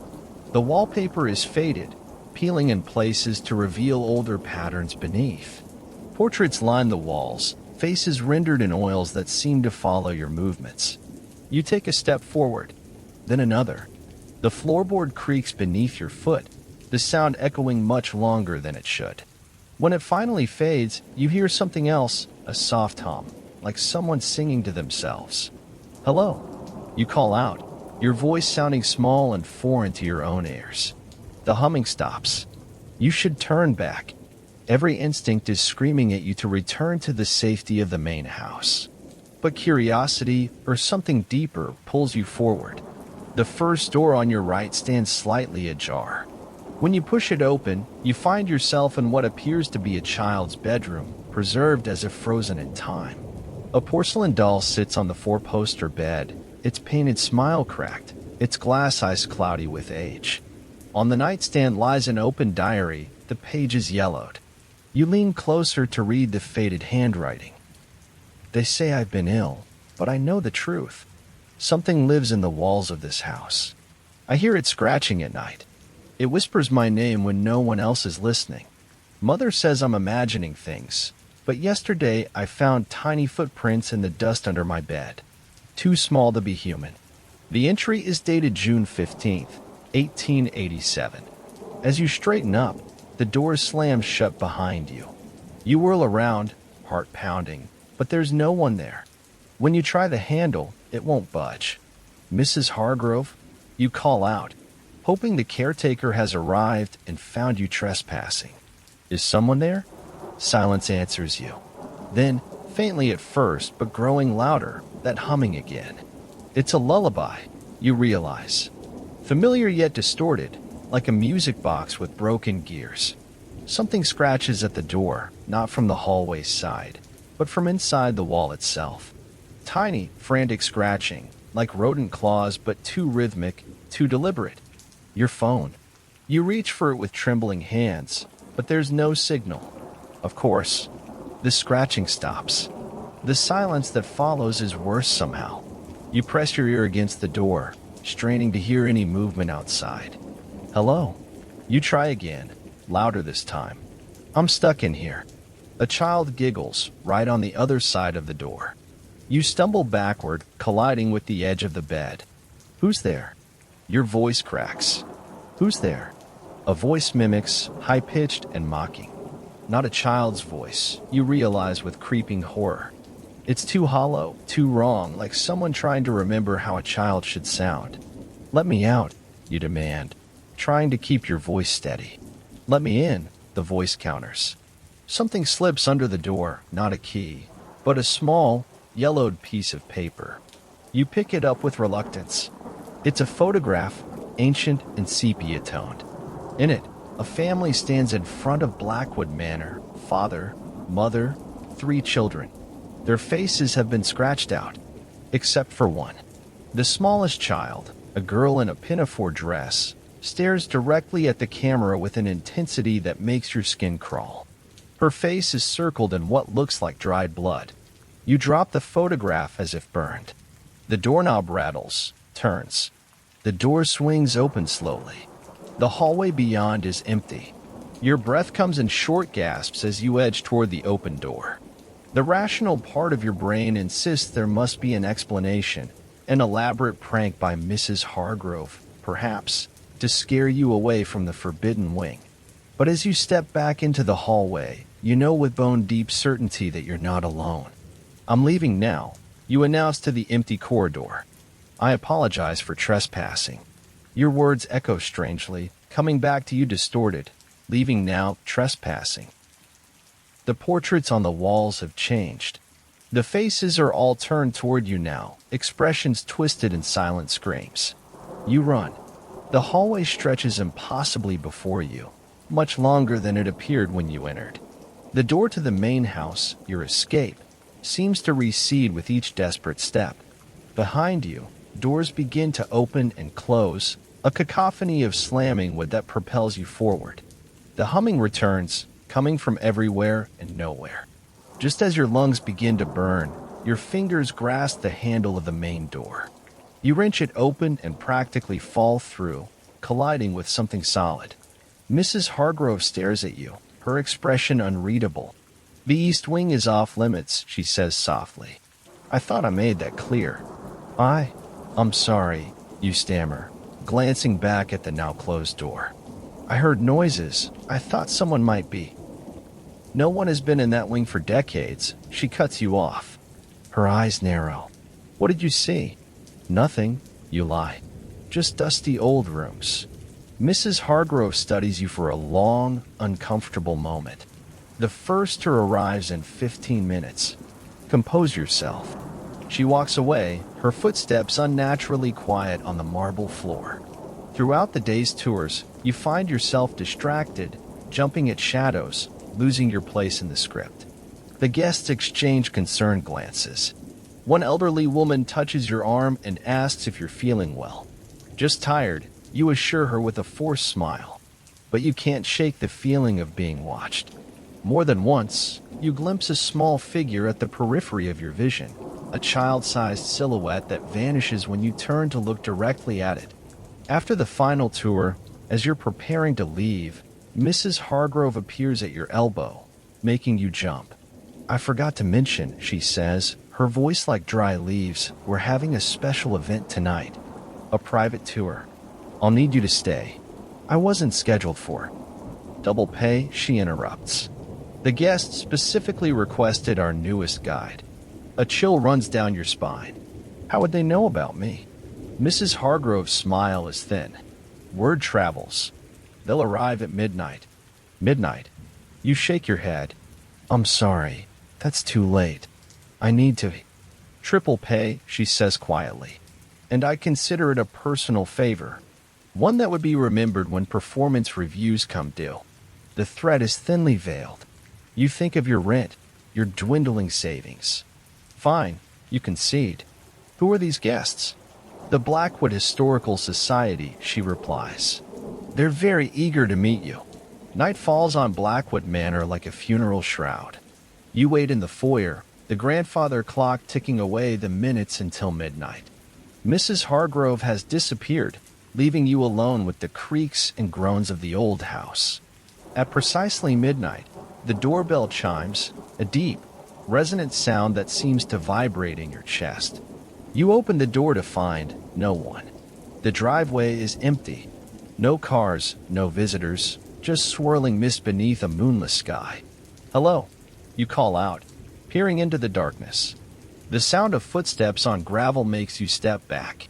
Multiple sets of footsteps approaching the door, yet you see nothing. "Welcome to Blackwood Manor," you hear yourself say, the rehearsed greeting automatic despite your mounting dread. The footsteps enter the foyer. The door swings shut of its own accord. You feel them now, presences moving around you. The displacement of air, the subtle drop in temperature. Invisible guests waiting for their tour. "If you'll follow me," your voice quavers, "we'll begin in the grand salon."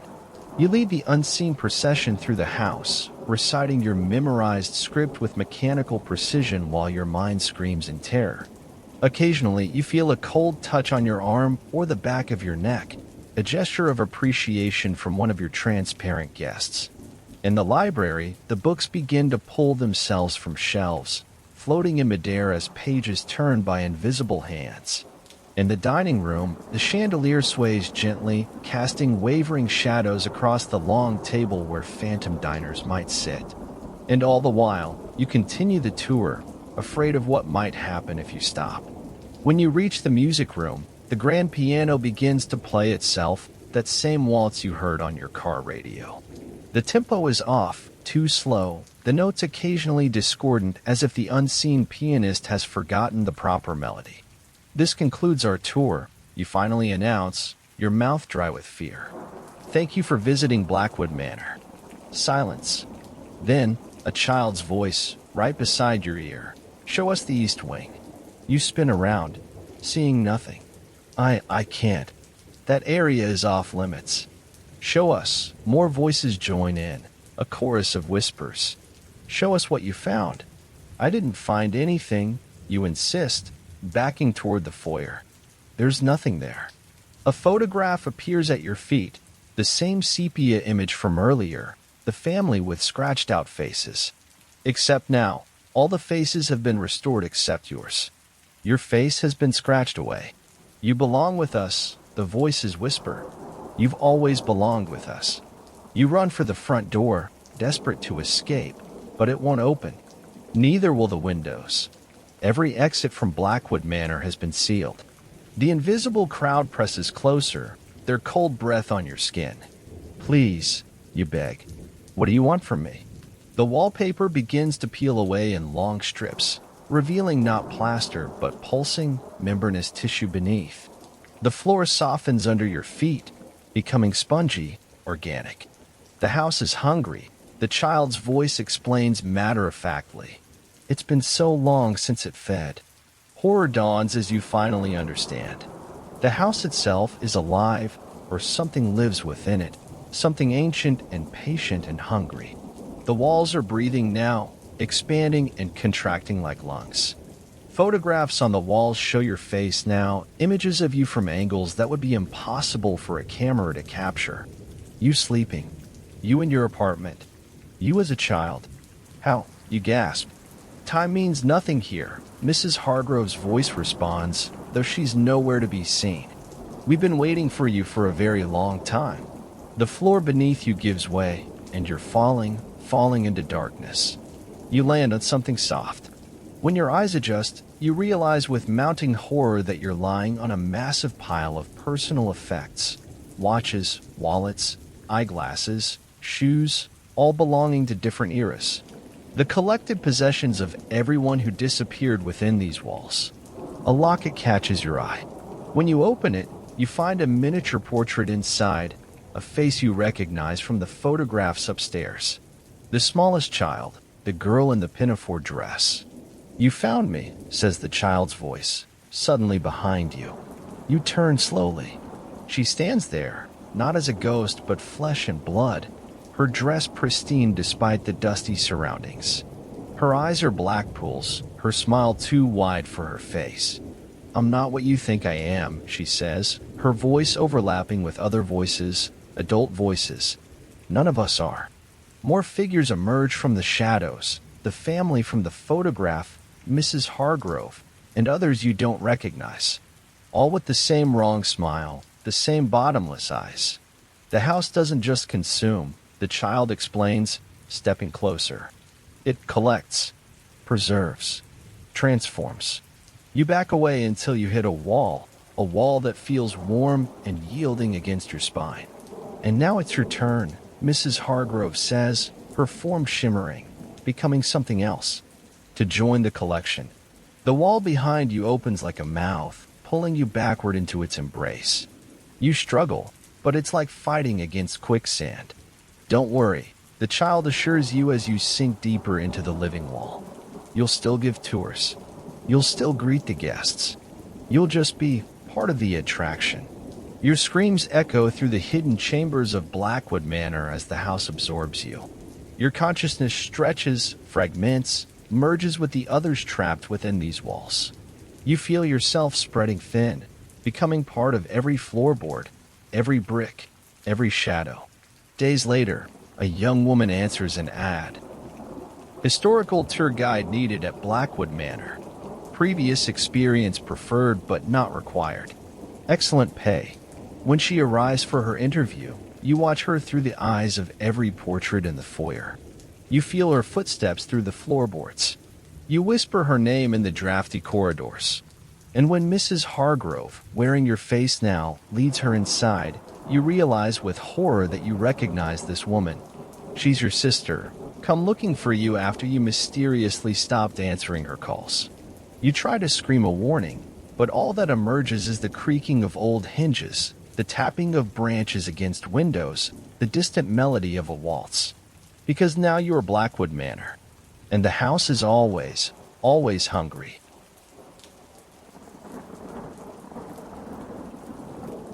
The hollow light. You didn't notice anything unusual about the lighthouse at first. Its tall white column stood against the gray sky like a sentinel, watching over the rocky Maine coastline. A reasonable place to stay for a week to finish your novel, far from distractions. That's what the rental website promised: solitude, history, and inspiration. The caretaker who met you at the access road barely spoke 3 sentences before handing over the keys and driving away in his rusty pickup. Generators full. Phone signals poor. Don't mess with the light equipment. You wondered if all lighthouse caretakers were so unsociable, or if it was just this one. The spiral staircase creaks under your weight as you bring the last of your bags up to the keeper's quarters. It's a surprisingly comfortable space, a small kitchen, a desk positioned by the window overlooking the churning Atlantic, a bedroom with a cast-iron bed frame, and shelves stocked with weathered books about nautical history and local folklore. Standing at the window, you watch the sun beginning its descent. The clouds are breaking up, revealing streaks of amber and violet across the sky. Beautiful, peaceful, perfect. You don't realize yet that you've made a terrible mistake. The first night passes without incident. You wake to the calls of seagulls and the distant rhythm of waves against rock. Your coffee tastes especially good as you sit at the desk, looking out at the morning mist rolling across the water. Your novel opens easily in your mind, words flowing onto the page. You lose yourself in writing until your stomach reminds you it's well past lunch. It's while making a sandwich that you notice the photograph. It's tucked in the corner of a bulletin board beside the refrigerator, a black and white image of 3 men standing in front of the lighthouse. They were the formal attire of lighthouse keepers from perhaps the 1930s. You squint at their faces. Something seems off. Their expressions are too rigid, their eyes too wide. One man's hand appears blurred, as if it moved during the exposure. At the bottom of the photo, in faded ink, keepers Thomas, Warren, and Simmons, 1938, prior to the incident. The incident? You make a mental note to look into the lighthouse's history later. That evening, you climb to the top of the lighthouse to watch the sunset. The lantern room is impressive, a massive Fresnel lens surrounded by gleaming brass and intricate machinery. Signs warn visitors not to touch the equipment. You respectfully keep your distance, settling onto a small folding chair someone has left in the corner. As darkness falls, the automated light begins its rotation. The powerful beam sweeps across the ocean in perfect intervals, 6 seconds of darkness followed by 3 seconds of brilliant light. You find the rhythm hypnotic. 6 seconds of darkness, 3 seconds of light, 6 seconds of darkness, 3 seconds of light, 6 seconds of darkness. For seconds of light? You frown. Did the interval change? You count again. 6 seconds of darkness, 3 seconds of light. Maybe you miscounted before. You shake your head and begin your descent. The metal stairs clang hollowly under your feet. Just before you reach the bottom, you hear something. A voice, faint but unmistakable, coming from somewhere in the darkness outside. "Hello," you call out. "Is someone there?" Only the wind answers, whistling around the base of the tower. In bed that night, you dream of drowning. Dark water fills your lungs as you sink deeper into the cold abyss. Above you, a light sweeps rhythmically through the blackness, growing dimmer as you descend. You wake up gasping, your sheets damp with sweat. The clock reads 3:17 a.m., and someone is knocking at the door. The sound is gentle but insistent. 3 soft raps, then silence, then 3 more. You lie frozen in bed, heart racing. Who would be at a lighthouse at this hour? The caretaker? A lost hiker? Who's there? You call out, your voice cracking. The knocking stops. You grab your phone and turn on its flashlight. The beam illuminates the small bedroom as you cautiously make your way to the front door. Through the peephole, you see nothing but darkness. Your hand trembles as you reach for the doorknob. Logic tells you not to open it, but curiosity pushes you forward. The door creaks open to reveal the empty landing. Wind gusts inside, carrying a fine mist of sea spray. You shine your light down the spiral staircase. No one. As you're about to close the door, your light catches something on the floor. A wet footprint. Just one. It doesn't lead anywhere. Just a single, perfect impression of a bare foot, smaller than your own. By morning, it's gone. You spend the next day researching the lighthouse's history on your laptop, grateful for the spotty but functional Wi-Fi. Most of what you find is ordinary: construction dates, technical specifications, notable storms weathered. Then you discover an article from a local historical society. The Three Keepers Mystery, Lighthouse Tragedy of 1938. The article is brief but disturbing. The three keepers in the photograph, Thomas, Warren, and Simmons, were found dead in January 1938 after the lighthouse went dark for 2 nights. The official report claimed they died from food poisoning, but local rumors suggested otherwise. Witnesses who found the bodies reported expressions of extreme terror and unexplained marks on the men's bodies. Most unsettling was that the lighthouse logbook contained increasingly erratic entries in the days before their deaths, with the final entry simply reading, "It's in the light now. God help us all." You close your laptop, suddenly aware of how quiet the lighthouse is. Too quiet. The seagulls that have been a constant presence have gone silent. Even the waves seem to have hushed. Looking out the window, you notice fog rolling in from the ocean, thick and unnatural. It moves against the wind, clinging to the lighthouse as if drawn to it. You tell yourself it's just weather, natural phenomena, nothing to worry about. But that night, you double-check that all the doors are locked. Sleep eludes you. The lighthouse light sweeps rhythmically across your bedroom wall, creating patterns of light and shadow. You count the intervals again. 6 seconds of darkness. For seconds of light. 6 seconds of darkness. 5 seconds of light. The pattern is definitely changing. A sudden noise from below makes you sit upright. It sounds like humming, a slow, melancholy tune you can't quite place. You slip out of bed and crack open your bedroom door. The humming is clearer now, drifting up from the bottom of the lighthouse. A man's voice, rough and weary, singing a sea shanty you vaguely recognize. "Hello," you call down the stairwell. The humming stops. Then the laughter begins. Not one voice, but 3. Deep, mirthless chuckles that seem to circle the stairwell, rising toward you like smoke.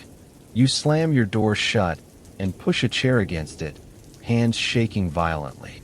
Sleep is impossible now. You sit on your bed, back against the wall, listening to the occasional creak and groan of the lighthouse around you. Morning can't come soon enough.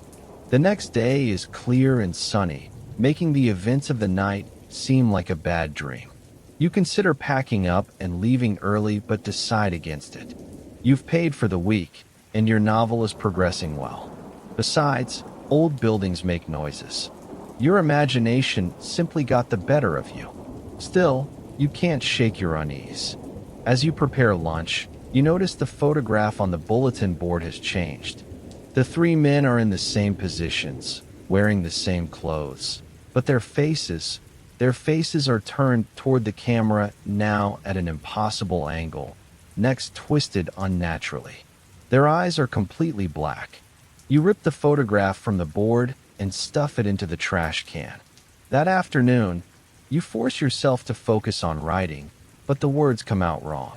Looking back at what you've typed, you realize with horror that you've been writing the same phrase over and over. "It's in the light now. God help us all." It's in the light now. God help us all. It's in the light now. God help us all. 73 times. You slam your laptop shut and press your palms against your eyes. When you open them again, you see it. A handprint on the window. A small, child-sized handprint on the outside of the glass, 80 feet above the ground. The fog returns at sunset, thicker than before, engulfing the lighthouse completely.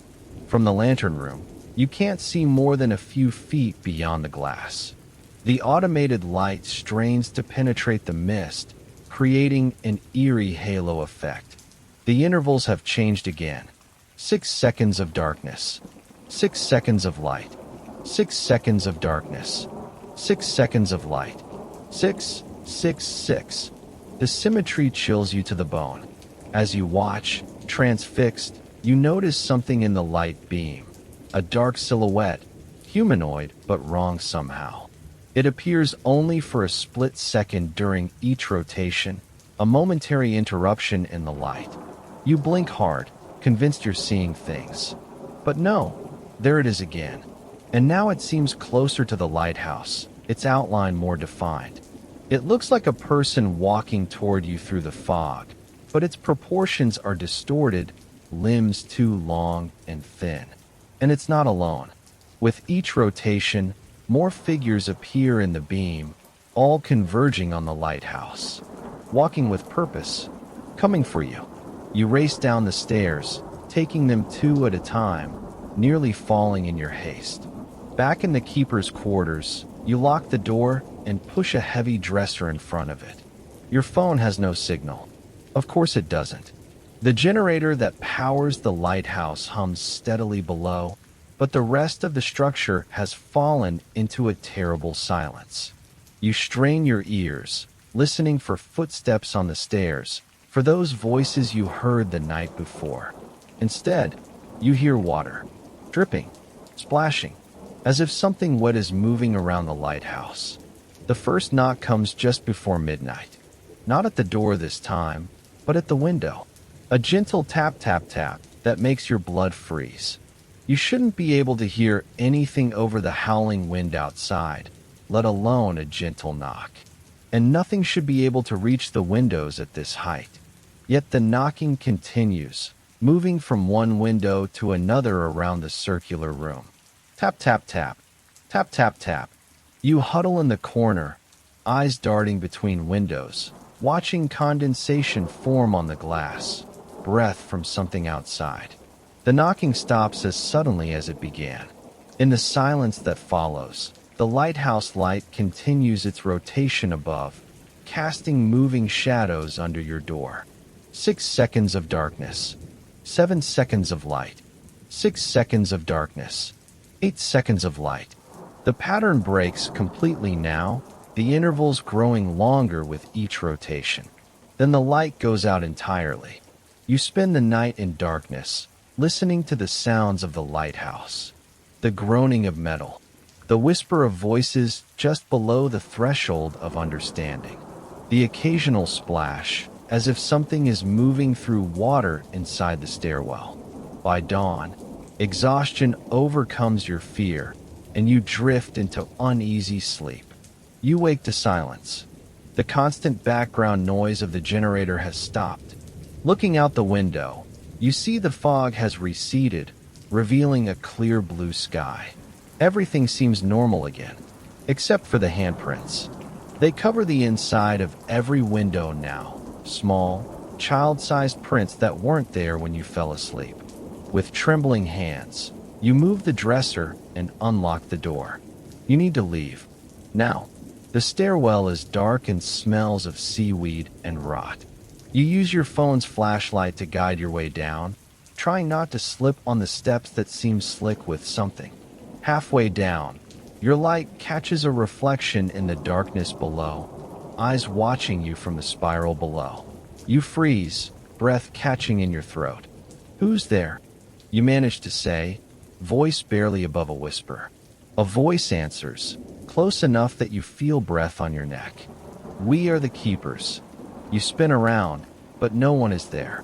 Heart pounding, you continue your descent, moving faster now despite the treacherous footing. The base of the lighthouse is flooded with seawater, about ankle deep. Strange, since there's been no storm, and the structure sits well above the high tide line. The water ripples around your feet as you wade toward the exit, as if disturbed by something moving beneath the surface. The door is just ahead.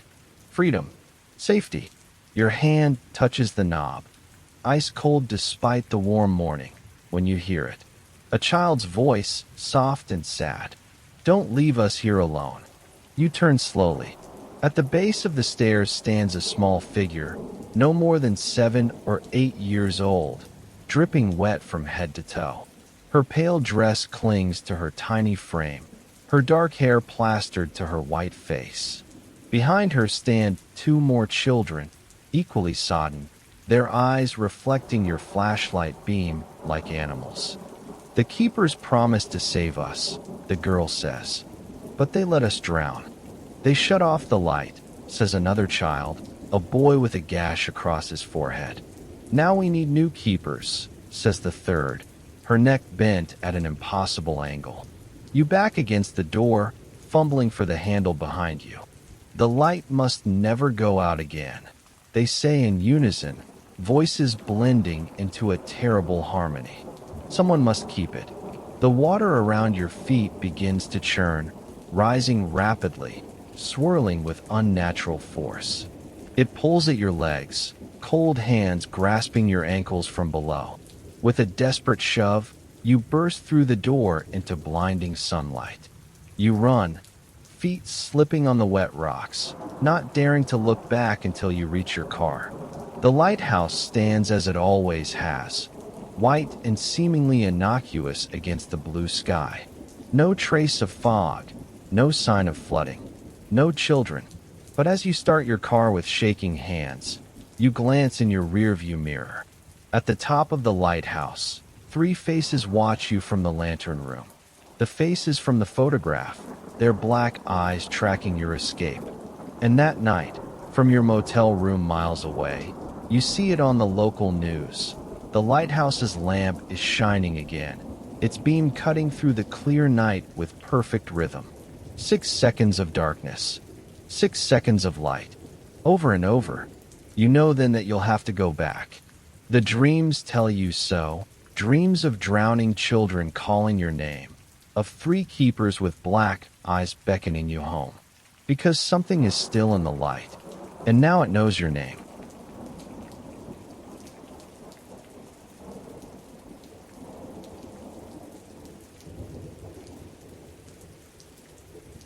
Beneath silent waters. You've never liked swimming in lakes. There's something about the murky water, the way it swallows light, the unknowable depths beneath your feet. But here you are, standing at the edge of Lake Stillwood on the first day of your reluctant vacation, watching the sunset paint the water's surface in bloody oranges and purples. It's just what you need, your friends had insisted. A week alone in nature. No distractions. Just you and the quiet. They'd shown you pictures of this quaint lakeside cabin, weathered-wood exterior, stone fireplace, wraparound porch with a view of the water. Perfect for finishing your novel, they said. Perfect for healing after everything that happened last year. The cabin key feels heavy in your palm as you approach the structure. It stands alone among tall pines, the only dwelling visible along this stretch of shoreline. Your footsteps creak on the wooden steps as you climb to the porch. The lock turns with a reluctant groan. Inside, the air smells of pine and something else, something older and mustier that you can't quite place. You flick the light switch, and a dim yellow glow illuminates the main room. Everything looks just as promised. Rustic furniture, stone fireplace, large windows facing the lake. Your shoulders relax slightly. Maybe this won't be so bad after all. You unpack quickly, eager to settle in before night fully descends. The bedroom is small but cozy, with a handmade quilt stretched across the bed and a reading lamp on the nightstand. You place your manuscript pages on the desk by the window. Tomorrow, you'll start writing again. Tonight, you just want to rest. After a simple dinner, you sit on the porch with a glass of bourbon, watching darkness swallow the lake. No lights glimmer from the opposite shore. No boats disturb the water's glass-like surface. The silence is absolute, broken only by the occasional call of a night bird and the soft lapping of tiny waves against the dock below. That's when you notice it, a strange ripple in the center of the lake, as if something large has moved just beneath the surface. You lean forward, squinting into the darkness. Nothing. Just still, black water reflecting fragments of starlight. You shake your head. Just your imagination. Always too active for your own good, as your mother used to say. Sleep comes uneasily that night. You dream of dark water closing over your head, of something cold and ancient brushing against your leg, pulling you down into the depths. You wake with a gasp, sheets tangled around your legs, heart hammering. The digital clock reads 3:17 a.m. Through the window, moonlight casts a silver path across the lake's surface. And there's something in the lake. Something tall and thin, standing in the shallows near your dock. A figure, you think, though its proportions seem wrong somehow, limbs too long, head too small. You blink, and it's gone. Morning brings bright sunshine that makes last night's fears seem foolish. You laugh at yourself as you brew coffee and set up your laptop on the porch. The lake is beautiful in daylight, deep blue waters surrounded by vibrant green forest. No monsters, no strange figures, just nature. Writing flows easily here. Words that have been stuck for months suddenly pour out. You lose track of time, looking up only when your stomach grumbles in protest. The sun has moved across the sky, afternoon is waning. That's when you notice the rowboat tied to your dock. You frown. It wasn't there this morning. You're certain of that. Standing, you shade your eyes, scanning the shoreline for any sign of other people. Nothing. The lake remains as deserted as when you arrived. You make your way down to the dock, boards creaking beneath your feet. The boat is old but serviceable, with 2 oars crossed in its bottom. A folded piece of paper is tucked beneath one of the seats. You pick it up, unfold it.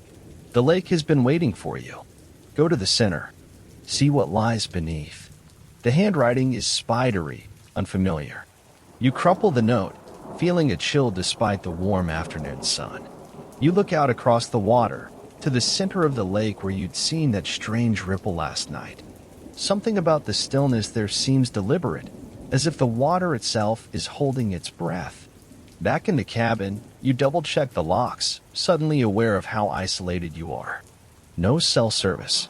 No neighbors. The nearest town is 15 miles away. You try the landline phone on the kitchen wall, dead. Of course it is. That night, you dream again of the lake. In your dream, you're rowing that mysterious boat to the center of the water. The surface is glass smooth, reflecting stars and moon with perfect clarity. When you reach the middle, you lean over the side, peering down. Far below, impossibly deep, lights glow. Not reflections, actual lights, arranged in patterns that suggest streets, buildings, an entire submerged town.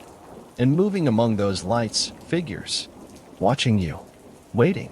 You wake sweating, tangled in sheets again. The clock reads 3:17 a.m. Exactly the same time as last night. Outside, moonlight silvers the lake's surface. And there, by the dock, not one figure but 3, standing motionless in the shallows. Their proportions are all wrong, bodies too tall and thin, heads small and oddly shaped. They're looking at the cabin, looking at your window, looking at you. You scramble back from the window, heart pounding. When you finally gather the courage to look again, the shoreline is empty. Morning comes, and with it, a strange fog that clings to the lake's surface. It doesn't burn off as the sun rises higher. If anything, it seems to thicken, obscuring the water entirely. You can't see more than a few feet past the shoreline. You try to write, but concentration eludes you. The words on your screen blur together as your thoughts keep returning to those figures, to the boat, to the note. The lake has been waiting for you. How did anyone know you were coming here? You told almost no one about this trip. A sound from outside breaks your reverie, a splash, followed by something being dragged across wood. You move to the window, peering through the fog. The rowboat is gone from the dock. As the day wears on, the fog remains a spectral blanket over the lake. The air feels thick, almost gelatinous in your lungs. You find yourself checking the locks repeatedly, jumping at every creak of the old cabin's frame. As sunset approaches, though it's hard to tell with the fog diffusing all light, you notice something strange. The water level of the lake appears to be rising. The shore that was a good 15 feet from the cabin steps now laps just 5 feet away. You rummage through drawers until you find a local map. There's no indication of Lake Stillwood being a flood-prone area. No dams that could have released water.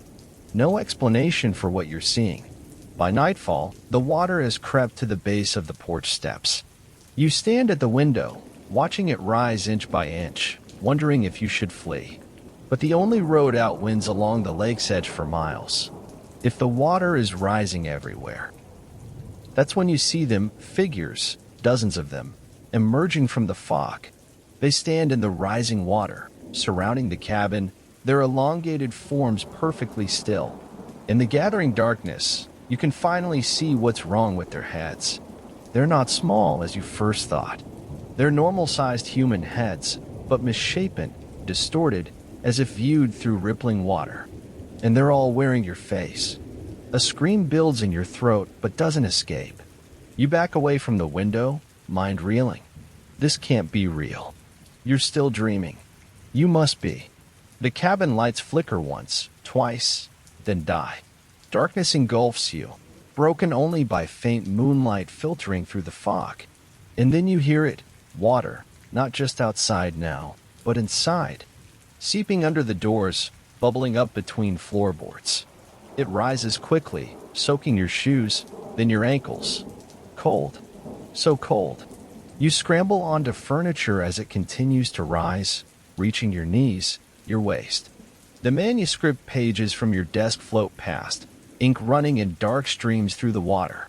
The lake is claiming the cabin, claiming you. As the water reaches your chest, you hear them, voices speaking in unison, coming from everywhere and nowhere. They whisper your name, over and over. The voices sound like yours, but distorted, as if speaking through water. We've been waiting. We've been waiting so long. The town beneath the lake. Your town. Don't you remember? You were here before. You lived here before. Before they flooded the valley. Before they drowned us all. You escaped. Only you. But now you've come back to us. Memories hit you like physical blows, flashes of a life you never lived.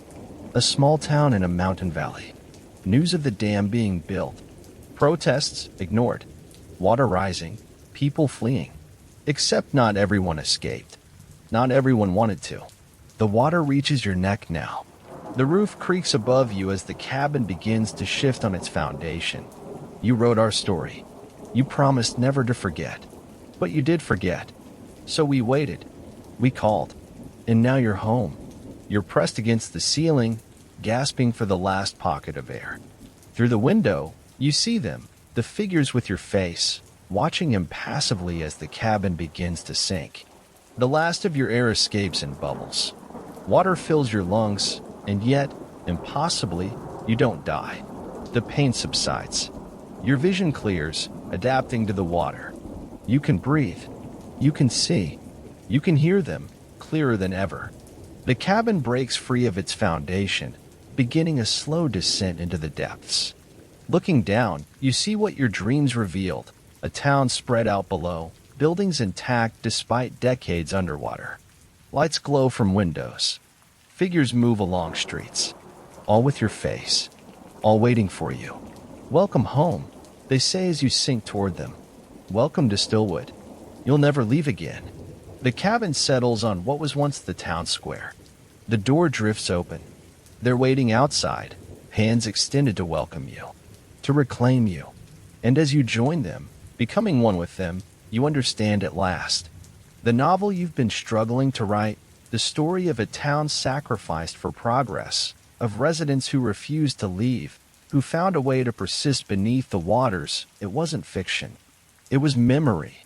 You've been calling to yourself across time, across lives, guiding yourself back to where you belong, back to the depths, back to Stillwood. The lake has stopped rising now. The cabin is gone. You are gone. But somewhere, days later, a new visitor will arrive at a newly materialized cabin on the shore of Lake Stillwood. They'll come to write, to heal, to be alone with the quiet. They'll notice a rowboat tied to the dock, a note tucked beneath the seat. And as they read your handwriting inviting them to see what lies beneath, you'll be watching from the depths, wearing their face, waiting to welcome them home. This is how Stillwood grows. This is how it has always been. This is what waits beneath silent waters. For the next visitor. For you.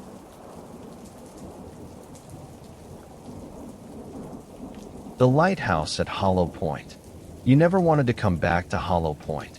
Not after what happened 15 years ago when you were just a teenager. But when your mother died last month and left you the lighthouse property in her will, you had no choice. Someone needed to clean it out, sort through the belongings, and prepare it for sale. Nobody stays at Hollow Point Lighthouse anymore. Nobody should. The coastal drive feels both foreign and achingly familiar as your rental car winds along cliffs that drop hundreds of feet to the churning Atlantic below. The summer tourist season is over, and the little towns you pass through seem abandoned, their souvenir shops boarded up, restaurants closed until next year. The sky hangs low and heavy with storm clouds as you approach the peninsula. You spot it from miles away, the white tower rising from the jagged headland, a single eye staring out to sea. Your stomach knots as memories filter back. Flashes of that summer, the whispering in the walls, your mother's increasingly erratic behavior, the missing lighthouse keeper. The locals never found his body.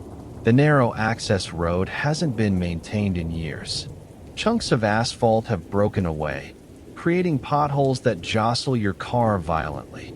As you round the final bend, the full property comes into view. The lighthouse tower connected to the keeper's cottage, your mother's home for 30 years after your father vanished. Rain begins to spatter against your windshield, fat drops that seem to appear from nowhere. You park beside the cottage and sit for a moment, engine idling. Something feels wrong. The lighthouse beacon isn't turning, of course. It hasn't been operational for years, but you could swear you saw a flicker of light from the lantern room at the top. Just a reflection of lightning in the approaching storm, you tell yourself.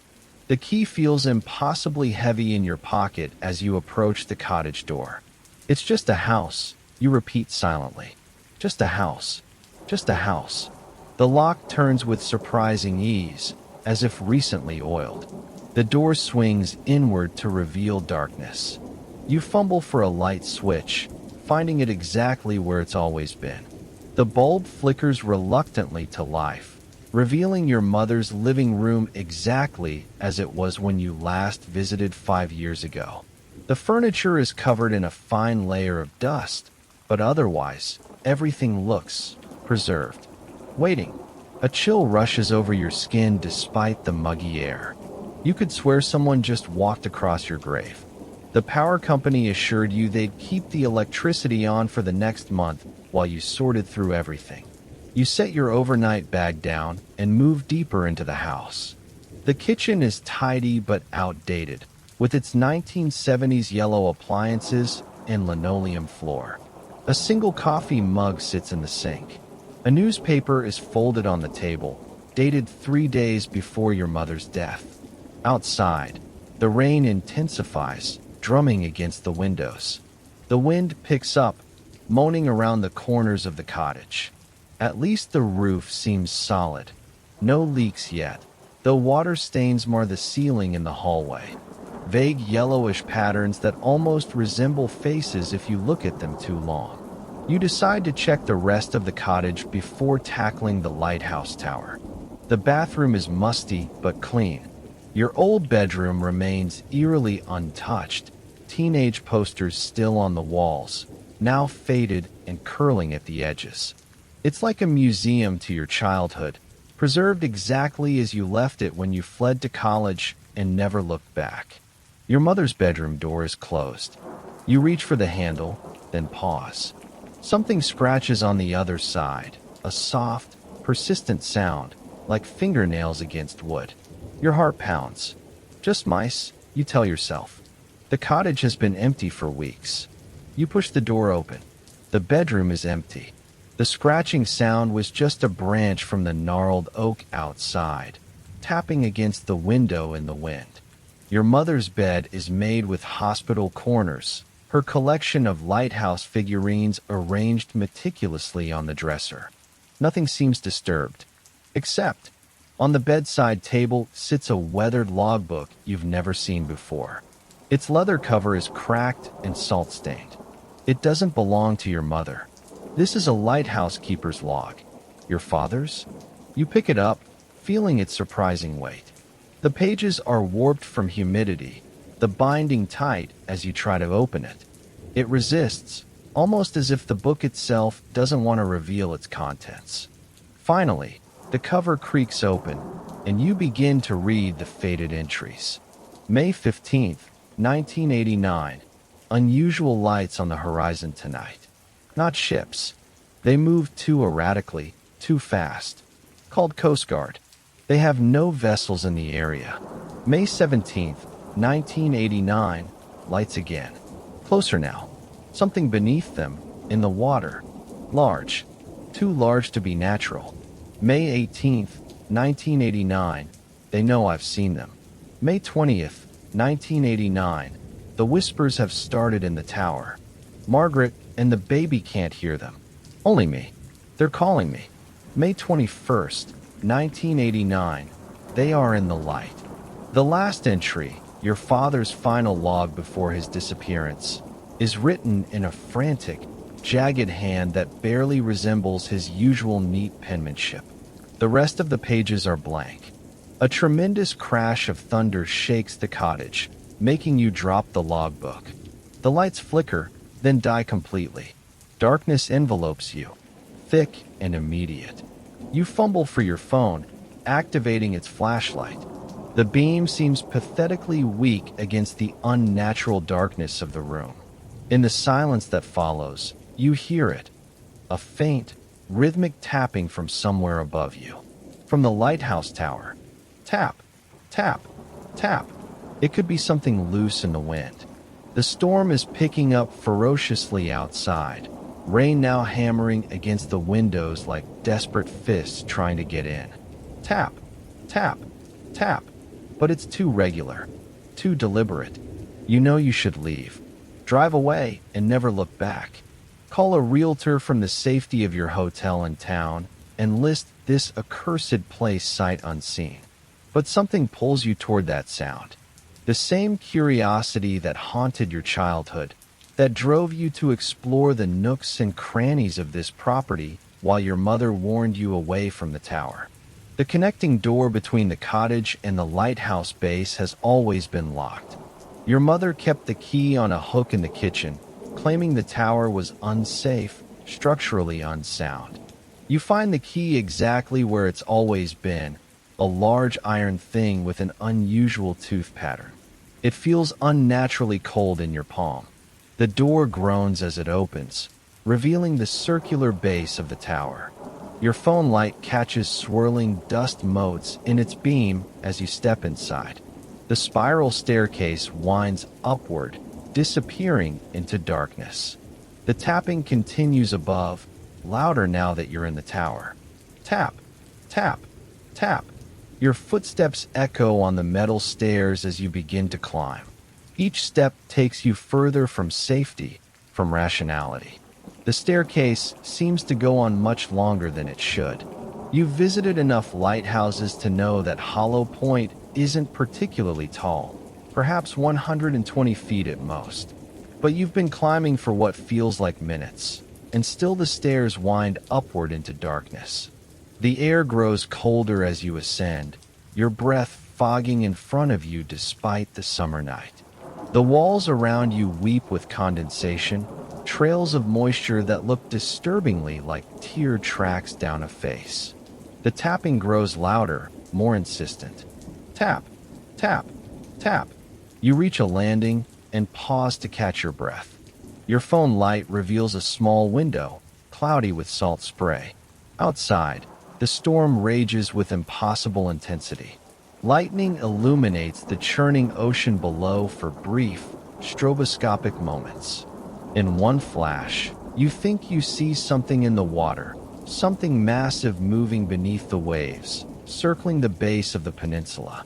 The next landing reveals another window, but this one looks out on an impossible view. Instead of the stormy night, you see a bright summer day. A young woman, your mother, decades younger, stands on the grassy yard below, hanging laundry. A small child plays nearby. You recognize yourself at age 4 or 5, innocent and unaware of what this place truly is. You jerk away from the window, heart hammering. That's not possible. It can't be real. When you force yourself to look again, the window shows only the storm. But for a moment, in the strobing lightning, you think you see a face pressed against the glass from outside. A face with 2 wide eyes and a mouth stretched in a silent scream. Tap, tap, tap. The sound draws you upward, past your fear, past rationality. The spiral staircase should have reached the lantern room by now, but still it climbs. You've been ascending for what feels like half an hour. Your legs burn with exertion. The tower can't possibly be this tall. Yet upward you go, following that insistent tapping. Finally, you reach the lantern room door, a heavy iron barrier with a porthole window that glows with a sickly greenish light from within. The tapping emanates from behind it, a rhythmic summons. Tap, tap, tap. Your hand trembles as you reach for the handle.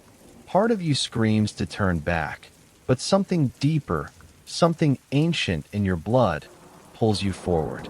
The door swings open with surprising ease. The lantern room is not as you remember it. The glass walls that should look out over the ocean are instead covered with strange symbols drawn in what looks horribly like dried blood. The Fresnel lens at the center of the room is glowing, though there is no obvious source of power. Within the lens, lights dance and swirl in patterns that hurt your eyes to follow. A figure stands with its back to you, facing the lens. It wears the uniform of a lighthouse keeper, salt-stained and weathered. One hand taps rhythmically against the brass housing of the lens. Tap, tap, tap. Dad. The word escapes your lips before you can stop it, small and broken. The figure stops tapping. Slowly, so slowly, it begins to turn. Your phone light flickers and dies, leaving only the nauseating green glow from the lens. The figure turns fully toward you, and you see that it is your father, but not as he was when he disappeared. This thing wears your father's face like an ill-fitting mask. The skin is bloated and pale, the eyes sunk in black pits that reflect the swirling lights of the lens. Seawater drips continuously from his clothes, pooling at his feet. You came back, it says, in a voice like water rushing over stones. They said you would. Who said? Your voice is barely a whisper. Your father's face stretches into a smile too wide for human muscles. The ones beneath. The ones who have always been here. The ones who called to me from the deep. They've been waiting for you. He steps aside, revealing the lens in its entirety. Within its prismatic depths, you see not the reflection of the room, but something else. A vast darkness filled with writhing shapes, with eyes that open and close like underwater blooms, with tentacles that stretch across impossible distances. Look, your father's thing says. See what I see. Despite every instinct screaming at you to run, your eyes are drawn to the lens. Within its hypnotic lights, the shapes begin to take form, to make a terrible kind of sense. You begin to understand what has always lived in the deep waters off Hollow Point, what has been calling to your family for generations. The knowledge fills you with both horror and an awful fascination.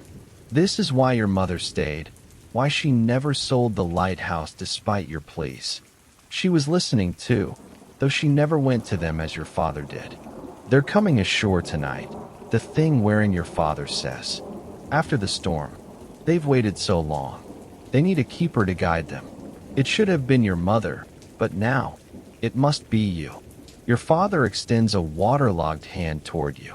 His skin has begun to slough away in places, revealing something underneath that is neither flesh nor bone, but something iridescent and scaled. Take my place, he whispers. Let me rest. Outside, the storm reaches its peak. The entire tower trembles as thunder crashes directly overhead. The lens pulses with sickening light, and within its depths, the things in the water seem to surge upward, reaching, calling. You back away, reaching blindly for the door handle behind you. Your father's thing moves with unnatural speed, crossing the room in a flicker of motion. Cold, wet hands clasp your wrists. You can't leave, he says, voice gurgling from lungs long filled with seawater. No one leaves Hollow Point. Not really. Your mother tried to protect you by sending you away, but the blood calls. It always calls you back. Lightning strikes the top of the lighthouse, sending a surge of electricity through the metal structure. For an instant, the green light in the lens flares blindingly bright. Your father's thing screams, not in pain, but in ecstasy. They're here, he cries. The lens shatters, sending shards of glass and prismatic crystal in all directions.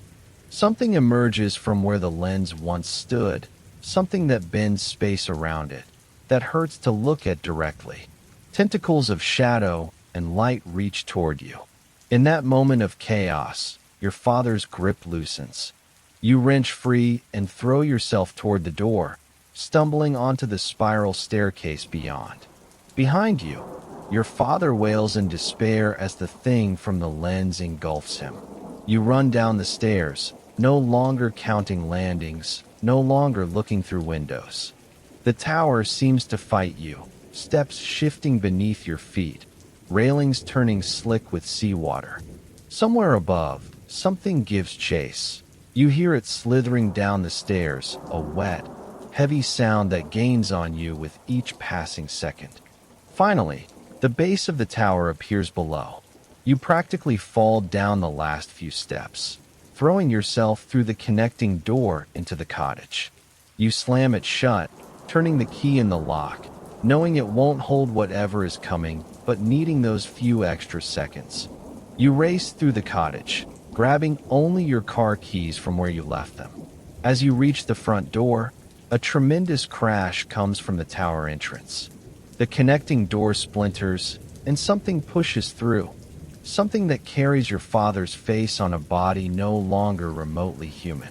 The cottage lights flicker back to life as you wrench open the front door. In that brief illumination, you see other shapes emerging from the shadows of the cottage. Your mother, her skin stretched tight over something that moves beneath it. The missing lighthouse keeper from 15 years ago, his mouth open impossibly wide and filled with teeth like a deep-sea creature. Others you don't recognize, all bearing the same terrible transformations. You sprint to your car through the raging storm, fumbling with the keys as rain lashes your face. Behind you, the front door of the cottage bursts open, disgorging the procession of horrors from within. Your father's thing leads them, arms now elongated into ropey tentacles that reach for you across the yard. The car engine roars to life. You slam it into reverse, tires spinning on the wet gravel before finding purchase. The headlights illuminate the scene before you, a nightmare tableau of transformed humans moving toward you with relentless purpose, the lighthouse behind them pulsing with that sickly green light, though its lens is shattered. As you speed away down the access road, you glance in your rearview mirror. The figures have stopped at the edge of the property, watching you go. They make no attempt to follow. They don't need to. Because as you drive through the storm, away from Hollow Point, you feel it, a stirring in your blood, a whisper in your mind. The same call your father heard. The same siren song your mother resisted for decades until it finally claimed her too. You make it back to your hotel in town, soaked and shaking. You tell yourself you'll call a realtor first thing in the morning, sell the property sight unseen, fly back home, and never think of Hollow Point again. But as you lie in bed, sleep refuses to come. Outside your window, though you're miles from the lighthouse, you see a faint green glow on the horizon. Tap, tap, tap. Something raps gently at your window. When you gather the courage to look, nothing is there. But the tapping continues, moving to the walls, to the pipes in the bathroom, to the headboard behind you. Tap, tap, tap. You press your hands over your ears, but the sound continues inside your head now. You feel something stirring in your veins, something that wasn't there before tonight, or perhaps something that was always there, dormant in your blood, waiting to be awakened. In the bathroom mirror, your eyes reflect a faint green light. You understand now why your mother left you the lighthouse. Not as a burden, not as a cruel joke, but because there must always be a keeper at Hollow Point. The things in the deep have always required it. Your family has always provided it. The responsibility passes down, generation to generation. Tomorrow, you will return to the lighthouse. You will take up your post in the lantern room. You will guide them ashore when they come. And someday, years from now, when another lost soul washes up at Hollow Point, drawn by the same blood that called you home, you will be waiting. Tap, tap, tap. You are already practicing their summons. Dark corners. You wake with a start, heart thumping against your ribs. The recurring dream again, the one where you're falling through space, tumbling forever into darkness. Except this time, something feels different. Your new apartment feels wrong. You've only been here 3 days. The promotion to regional manager necessitated the move to Millbrook, this quaint riverside town with its centuries-old buildings and picturesque main street. Your apartment occupies the top floor of a converted textile mill, all exposed brick and industrial chic. The real estate agent called it historic charm with modern sensibilities. A glance at your phone, 3:17 a.m. You swing your legs over the edge of the bed, wincing as your bare feet touch the cold hardwood. Has it always been this cold? The thermostat reads 72 degrees, but the air bites at your skin. The apartment seemed perfect when you signed the lease. Spacious, affordable, with large windows overlooking the river. But now, in the dark, those windows feel like gaping mouths ready to swallow you whole. The moonlight casts long, twisted shadows across your bedroom floor, shadows that don't quite match the furniture casting them. You shuffle to the bathroom, flicking on the light. The sudden brightness makes you squint. Your reflection stares back, tired eyes and disheveled hair. But for just a moment, a fraction of a second, you could swear your reflection moved a beat too slowly, as if hesitating before mirroring you. A trick of fatigue, nothing more. The water runs cold from the tap no matter how long you wait. You splash some on your face anyway, the shock of it clearing your mind. As you reach for the towel, you freeze. There, at the edge of the sink, a tiny black smudge. You don't remember it being there before. You lean closer. It's not a smudge. It's a small hole in the porcelain, no wider than a pencil tip. As you watch, something dark and viscous bubbles up from within, like ink rising from depths. You step back, blinking hard. When you look again, the sink is pristine. No hole. No dark substance. I'm just tired, you tell yourself. New place, new job, new stresses. Back in bed, you pull the covers tight around your shoulders. Sleep comes eventually, but it's thin and restless. Morning brings normalcy with sunlight streaming through your windows. You laugh at last night's imagined horrors while brewing coffee in your sleek kitchen. The local news plays on your laptop, a missing hiker, an upcoming town festival, weather forecast predicting rain. Your new coworkers have invited you for drinks after work. An opportunity to make friends, to establish yourself in this new community. You pick out a casual but professional outfit and head to the office, locking your apartment door behind you. The day passes in a blur of meetings and introductions. By evening, fatigue settles into your bones again, but you push through, meeting your colleagues at the Mill House, a gastropub on Main Street. "So what do you think of the old Weaver building?" asks Michael from accounting after introductions and pleasantries. "My apartment? It's great," you reply, sipping your drink. Spacious, quiet. A strange look passes between Michael and Lisa from HR. "What?" you ask. Lisa leans forward. "Nothing bad. It's just, there are stories about that place." "Every old building has stories," interjects Kevin, your supervisor. "Don't listen to the local superstitions." "What kind of stories?" you press, curiosity piqued. Lisa glances at Michael, who shrugs. "The mill has history. Back in the 1890s, there was an accident. Several workers died when machinery malfunctioned. And then in the 1930s, the owner, Herbert Weaver, supposedly went mad. Said he could hear the machines running at night, long after they'd been shut down. Claimed the building was wrong on the inside," Michael adds. "Whatever that means."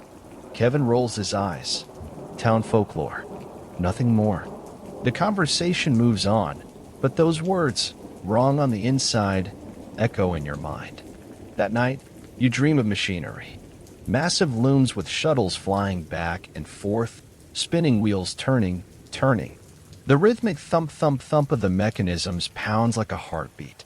In the dream, you walk between the machines, their operators' faceless figures bent over their work. None acknowledge you.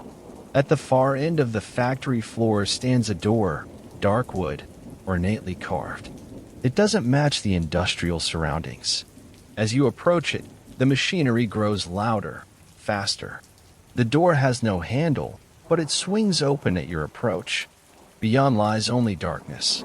You wake gasping, sweat-soaked sheets twisted around your legs. The bedside clock reads 3:17 a.m. Again, something scratches at the window, just tree branches in the wind, you tell yourself. But when you look, there are no trees near your windows. Just the moonlit view of the river below and the shadowy opposite bank. The scratching continues, gentle but persistent. Your throat tightens as you slip out of bed and approach the window. The sound gets louder with each step. Standing before the glass now, you can see nothing unusual on the other side, just night and the distant lights of houses across the river. The scratching stops. In the silence that follows, you notice your breath fogging the glass. It's cold, much colder than it should be. You raise your hand to touch the window, and that's when you see it, the reflection of something standing behind you. A figure, tall and thin, its proportions subtly wrong. Its face is in shadow, but you can feel it watching you. You spin around, hard hammering, but your bedroom is empty. When you turn back to the window, the reflection is gone. But now, on the glass itself, for parallel lines have been etched from the inside, as if by fingernails. Sleep doesn't come again that night. The next day at work, you find yourself researching the Weaver building during lunch. The local historical society has digitized newspaper archives, and you lose yourself in articles from decades past. 1891, tragedy at Weaver Mill, 7 dead in machinery accident. Witnesses report hearing strange noises from the equipment days before. 1932, mill owner committed. Herbert Weaver claims building speaks to him. Sent to state hospital. 1957, renovation halted. Workers refused to continue after unexplained incidents. 1968, body found in mill. Unidentified man discovered in sealed room. Police puzzled by locked doors. 2003, developer plans conversion. Historic Weaver building to become luxury apartments. 2005, development delayed. Construction crews report equipment failures, structural anomalies. The most recent article catches your eye from just last year. 2024. Weaver Apartments welcome residents. Historic mill conversion complete after lengthy delays. There's a quote from the developer: "We've preserved the character while creating thoroughly modern living spaces." The building has quirks, as all historic structures do, but that's part of its charm. Quirks. You close the browser, suddenly aware that Kevin is watching you from across the office. He smiles, but it doesn't reach his eyes. That evening, your apartment feels different. The air is heavy, pregnant with expectation. You check every room, every closet, finding nothing amiss. And yet you can't shake the feeling of being watched. In the kitchen, you pour a glass of wine, hoping to calm your nerves. As you raise it to your lips, you notice something in the dark liquid, a reflection that isn't yours.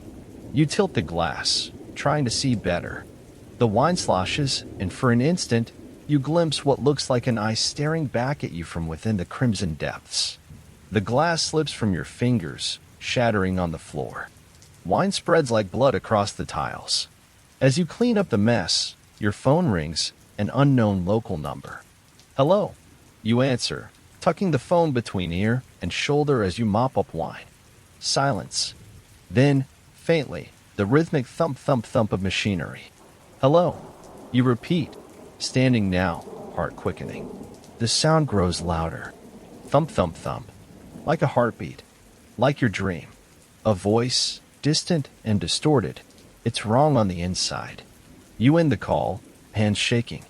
Your phone immediately chimes with a text message. Look at the walls. Despite every instinct screaming not to, you find yourself examining the exposed brick wall of your living room. At first, you see nothing unusual. But as you look closer, running your fingers over the rough surface, you notice something odd about the mortar between the bricks. It's moving. Almost imperceptibly, but definitely moving. Pulsing, like tissue. Like something alive.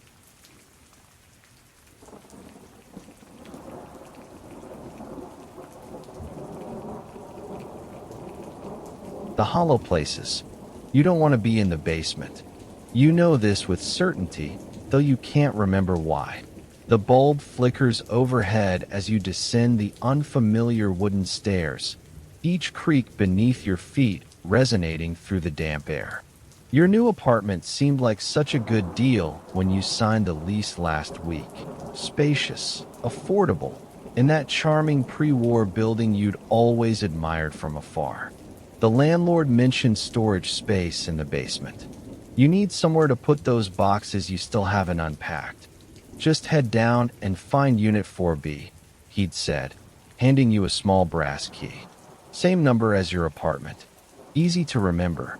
The basement corridor stretches before you now, a long hallway lined with identical wooden doors. The air feels wrong down here. Heavy, almost resistant against your skin. The walls are bare concrete, discolored in places by dark, spreading stains that make you think of mold or something worse. Water damage, you tell yourself. Just old pipes. You check the numbers on each door as you pass. 1A, 1B, 2A, 2B. The fluorescent light above keeps stuttering, plunging the hallway into darkness every few seconds. During one of these flickers, you could swear you see someone standing at the far end of the corridor, just a silhouette, motionless. When the light returns, there's nobody there. Your mouth has gone dry. A rational voice in your head suggests turning back, returning tomorrow during daylight hours. But something deeper urges you forward. The weight of the brass key in your palm feels significant somehow, like it's been waiting for you. 3A, 3B, for A. The light goes out again, longer this time. In the darkness, you hear shuffling, something dragging itself across concrete. When the light sputters back on, you're alone. You've reached 4B. The lock turns with surprising ease, as if recently oiled. The door swings inward on silent hinges. Your storage unit is larger than expected, empty except for a single object in the center. A full-length mirror with an ornate frame tarnished by age. You don't remember owning such a mirror. You approach it cautiously, your reflection growing clearer with each step. Except, something's not right about your reflection. It moves a fraction of a second too late. The eyes are wrong, darker, hollow somehow. As you raise your hand, your reflection raises its hand too, but you notice dark stains beneath its fingernails that aren't on yours. You back away. The reflection doesn't. Instead, it tilts its head, studying you with unblinking eyes. Its lips part in what might be a smile, revealing teeth too numerous, too sharp. You turn to flee, but the door has disappeared. There are only concrete walls on all sides now, and the mirror behind you. Cold dread trickles down your spine as you realize the light in the room has changed. It no longer comes from above. It emanates from within the mirror itself. That's when you hear the whispers, not from the mirror, but from within the walls. Finally, they seem to say, "You've returned." You press your hands against the concrete, searching desperately for the outline of the door. The surface feels soft under your touch, yielding like flesh. Your fingers sinking up to the first knuckle before you jerk them back. A low, wet sound fills the room, the unmistakable noise of something peeling away from something else.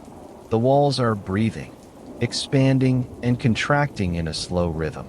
The mirror calls to you, not with words, but with a pull you feel in your chest. When you look back at it, your reflection is gone. In its place stands a figure made of shadow and negative space, a void in the shape of a person. Behind it stretches a long corridor you don't recognize, illuminated by that same sickly light. You know with bone-deep certainty that you shouldn't step through.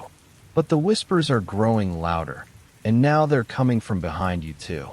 The breathing walls pulse faster. There's no going back, the whispers tell you. This place has waited so long. You back toward the mirror, feeling its cold surface against your shoulders. The void figure extends a hand, inviting. The walls bulge inward, the ceiling lowering. The room is collapsing around you. With a sob of fear, you step backward into the mirror. The sensation is like passing through a membrane, a moment of resistance, then release. You stumble into the corridor beyond. The air is different here, stale, ancient. The mirror behind you shows the room you just left, the walls closing in on empty space. Then the surface ripples and becomes just a mirror again, reflecting this new place. The corridor extends farther than seems possible, and you realize with growing horror that it's lined with doors. Hundreds of them, stretching into the distance. Each bears a small brass number. Some of the doors aren't made of wood, but materials you can identify, surfaces that seem to shift when you look at them directly. You start walking because standing still feels dangerous. Your footsteps echo strangely, sometimes returning to you before you've taken the next step. Occasionally, you hear other footsteps too, some hurried, some dragging, all distant. After what feels like hours, you notice something odd. You've been passing doors labeled for B, for B, for B, all identical. Your stomach twists with the realization that you're walking in circles despite the corridor appearing perfectly straight. You stop at one of the doors. It looks exactly like the one in your building's basement. You reach for the handle, then hesitate. Something scratches gently from the other side, fingernails on wood. Moving on quickly, you notice the numbering has changed. 17 Quetzales, 23Z. Symbols you don't recognize. The corridor branches unexpectedly. Both paths look identical. "Hello," you call out, your voice sounding flat and dead in the stale air. No echo returns to you. From somewhere ahead comes a response, not to your word, but to your presence. A soft, wet sound, like someone chewing with their mouth open. You take the left path, walking faster now. The doors become more frequent, packed tightly together. Some are tiny, the size of matchboxes. Others tower 12 feet high. One door has no handle, just a small glass window showing a room filled with swirling black smoke. As you pass, something inside presses against the glass, a hand with too many joints. The chewing sound grows louder. You break into a run. The corridor begins to slope downward. The doors become fewer. The walls change texture, becoming rougher, almost organic. In some places, they glisten wetly. You round a corner and stop dead. The corridor ends in a vast chamber, the ceiling lost in shadows. The floor drops away into a pit whose bottom you cannot see. Spanning the pit is a bridge made of what looks horribly like fused human bones, yellowed with age. On the other side stands a figure. From this distance, it appears human, tall, thin, dressed in what might be a suit. But as you watch, it moves, and the movement is all wrong. Its limbs bend in too many places. Its head tilts at an impossible angle. It raises a hand in greeting. The chewing sound fills the chamber now, reverberating from every surface. "I've been waiting for you," it says, though its mouth doesn't move. The voice seems to form directly inside your head. "For so very long. Who are you?" You manage to ask, your own voice small and fragile in the enormous space. "Don't you recognize me?" The figure takes a step onto the bone bridge. "I'm you. The you that found this place years ago. The you that never left." Its face comes into clearer view, and your breath catches. It wears your features like an ill-fitting mask, your eyes, your nose, your mouth, but arranged slightly wrong, as if someone who had only heard a description of you tried to assemble your face from memory. "You'll understand soon," it says, taking another step. Everyone does, eventually. The hollow places change you. They have to. Human forms aren't designed for spaces like these. You back away, but find only solid wall behind you. The corridor you came through has vanished. Don't worry. Your doppelganger continues, now halfway across the bridge. The hunger is the worst part, but it passes. After the first feeding, it becomes pleasurable. Its jaw unhinges as it speaks, dropping far lower than any human mouth should be able to, revealing rows of needle-like teeth receding down into a throat that pulses with its own light. "This isn't real," you whisper, pressing yourself against the wall. "I'm still in my apartment. I'm dreaming." The thing wearing your face laughs, a sound like glass breaking. "Do you know how many have said those exact words, standing where you stand now? I did too once, before I understood." It's nearly reached your side of the bridge now. Up close, you can see that its skin doesn't sit right on its frame. It shifts and ripples, as if whatever's underneath is constantly rearranging itself. The door you came through appears once every 33 years. It explains, almost gently, "I've been waiting for the next arrival. For you. My replacement." Replacement? Someone needs to remain. To greet the next. To feed on them. To take their form and memories. So the cycle continues. It gestures at the bone bridge. They're all here. All the previous guardians. All waiting. You look down and realize with dawning horror that the bones forming the bridge aren't anonymous. You recognize your own features in some of the skulls. Hundreds of iterations of your own face stare back at you, jaws frozen in silent screams. The thing stands before you now, close enough to touch. It smells of dust and copper. "You'll fight it first," it says. "They always do. But in time, you'll accept your role. You'll wait for the next you to arrive. And when they do," it grins, the skin of its face splitting along invisible seams. "You'll be so hungry." It lunges forward with inhuman speed, fingers elongating into talons. You throw yourself sideways, tumbling onto the bone bridge. A skull cracks beneath your weight. The thing hisses in anger. "Don't make this difficult," it says. The transition is easier if you surrender. You scramble to your feet and run across the bridge, bones shifting beneath you. Behind, you hear the creature giving chase, its movements creating a horrible chittering sound as it skitters after you. The far side of the bridge opens into another corridor, this one sloping upward. Hope flares in your chest as you sprint forward. Maybe there's a way out after all. The corridor twists and turns, branching repeatedly.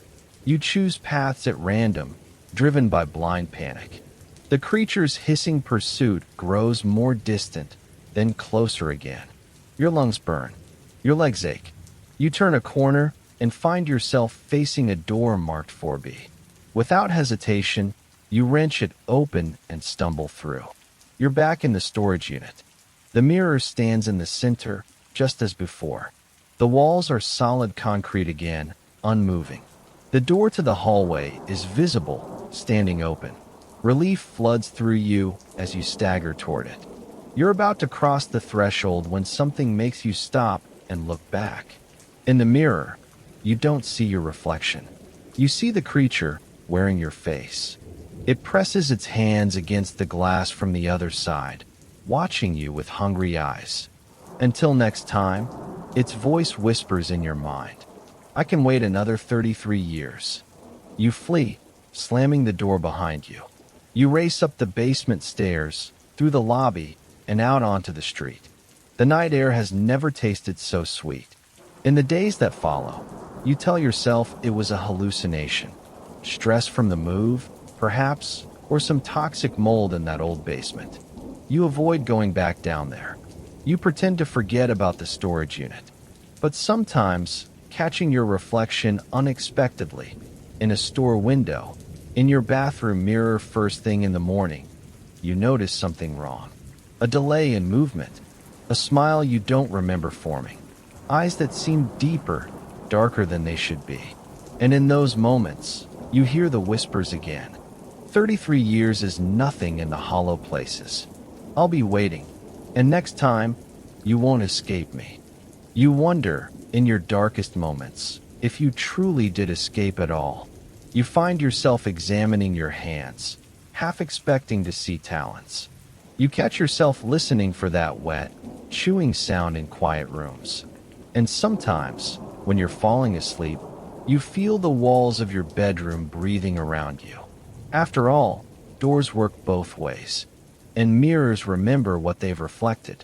You don't want to be in the basement, but perhaps, someday, you'll want nothing more. Creeping shadows. You've been driving for hours when your GPS finally announces that you've reached your destination. The rental cabin sits nestled against the edge of Lake Serenity, the afternoon sun glinting off its waters. After the year you've had, the divorce, the job loss, the nights of insomnia, this solo retreat is exactly what you need. 2 weeks of solitude, nature, and healing. The cabin is quaint but spacious, a 2-story A-frame with weathered cedar siding. As you pull your luggage from the trunk, something catches your eye, a flash of movement in one of the upstairs windows. You pause, staring up at the glass. Nothing's there. Of course not. The property management company assured you the place would be empty and waiting. Inside, the cabin smells of pine and something else, something sweet and faintly metallic that reminds you of copper pennies left in the rain. You dismiss it as some cleaning product they must have used before your arrival. The main room is open concept, living area with a stone fireplace, dining table, and a modest kitchen. French doors lead to a deck overlooking the lake. Perfect. You spend that first afternoon unpacking and exploring. The lake is beautiful, ringed by dense forest that stretches up the surrounding mountains. Your nearest neighbors must be at least a mile away. Complete privacy. As evening approaches, you sit on the deck with a glass of wine, watching the sunset paint the water in shades of orange and crimson. That's when you first notice it, a shadow moving across the lake's surface. Too large to be a fish, too smooth to be a boat. You lean forward, squinting, but it's gone, leaving only ripples in its wake. Night falls quickly in the mountains. You're cooking dinner when the lights flicker. Once, twice, then steady again. The rental listing mentioned that power outages weren't uncommon, especially during storms, but the sky had been clear all day. You make a mental note to find the circuit breaker box tomorrow, just in case. As you eat at the dining table, you can't shake the feeling that the darkness outside the windows has grown denser, more attentive. You catch yourself glancing repeatedly at the glass doors leading to the deck. Is that a face reflected there, or just your own? Sleep comes fitfully that first night. The mattress is comfortable enough, but the house makes strange sounds. Not the typical creaks and groans of settling wood. These sounds are more rhythmic, like breathing, or footsteps pacing slowly overhead. But there is no overhead from the second-floor bedroom. You wake suddenly at 3:17 a.m. The digital clock by your bed casts the only light in the room, its red numbers burning in the darkness. Something woke you. A sound? A presence? Your eyes scan the shadows, heart pounding. There, by the window, a darker patch of darkness. You hold your breath, watching. It doesn't move, and after a minute, you convince yourself it's just your clothes draped over the chair. You turn over, pulling the covers tight around you, and eventually drift back to sleep. Morning brings normality with sunshine streaming through the windows. You laugh at your midnight fears as you make coffee. The cabin is charming in daylight, all warm wood and cozy corners.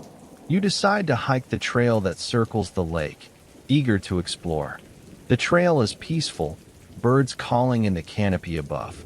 About halfway around, you come across something odd, a small shrine of sorts nestled between tree roots. Weathered stones arranged in a circle, with smaller pebbles forming a pattern inside. At the center sits a small animal skull, bleached white by the elements, with something dark smeared across its crown. A chill runs down your spine despite the warm day. Kids, probably, playing at witchcraft. You move on quickly, trying to dismiss the unease that has settled in your stomach. When you return to the cabin, something feels different. Nothing you can put your finger on, just a vague sense that things have been shifted slightly. The air inside feels cooler, despite the thermostat reading a comfortable 72 degrees. As you shower away the sweat of your hike, you swear you hear humming, a low, tuneless melody that seems to come from inside the walls. You turn off the water, straining to listen, but there's only silence. That evening, you try calling your sister, but there's no signal. The rental listing had mentioned spotty cell service, suggesting you use the landline for emergencies. You locate the old telephone in the kitchen, pick up the receiver, and hear nothing. No dial tone, just a strange, wet breathing on the line. You slam it down, heart racing. Days pass, and you settle into a routine.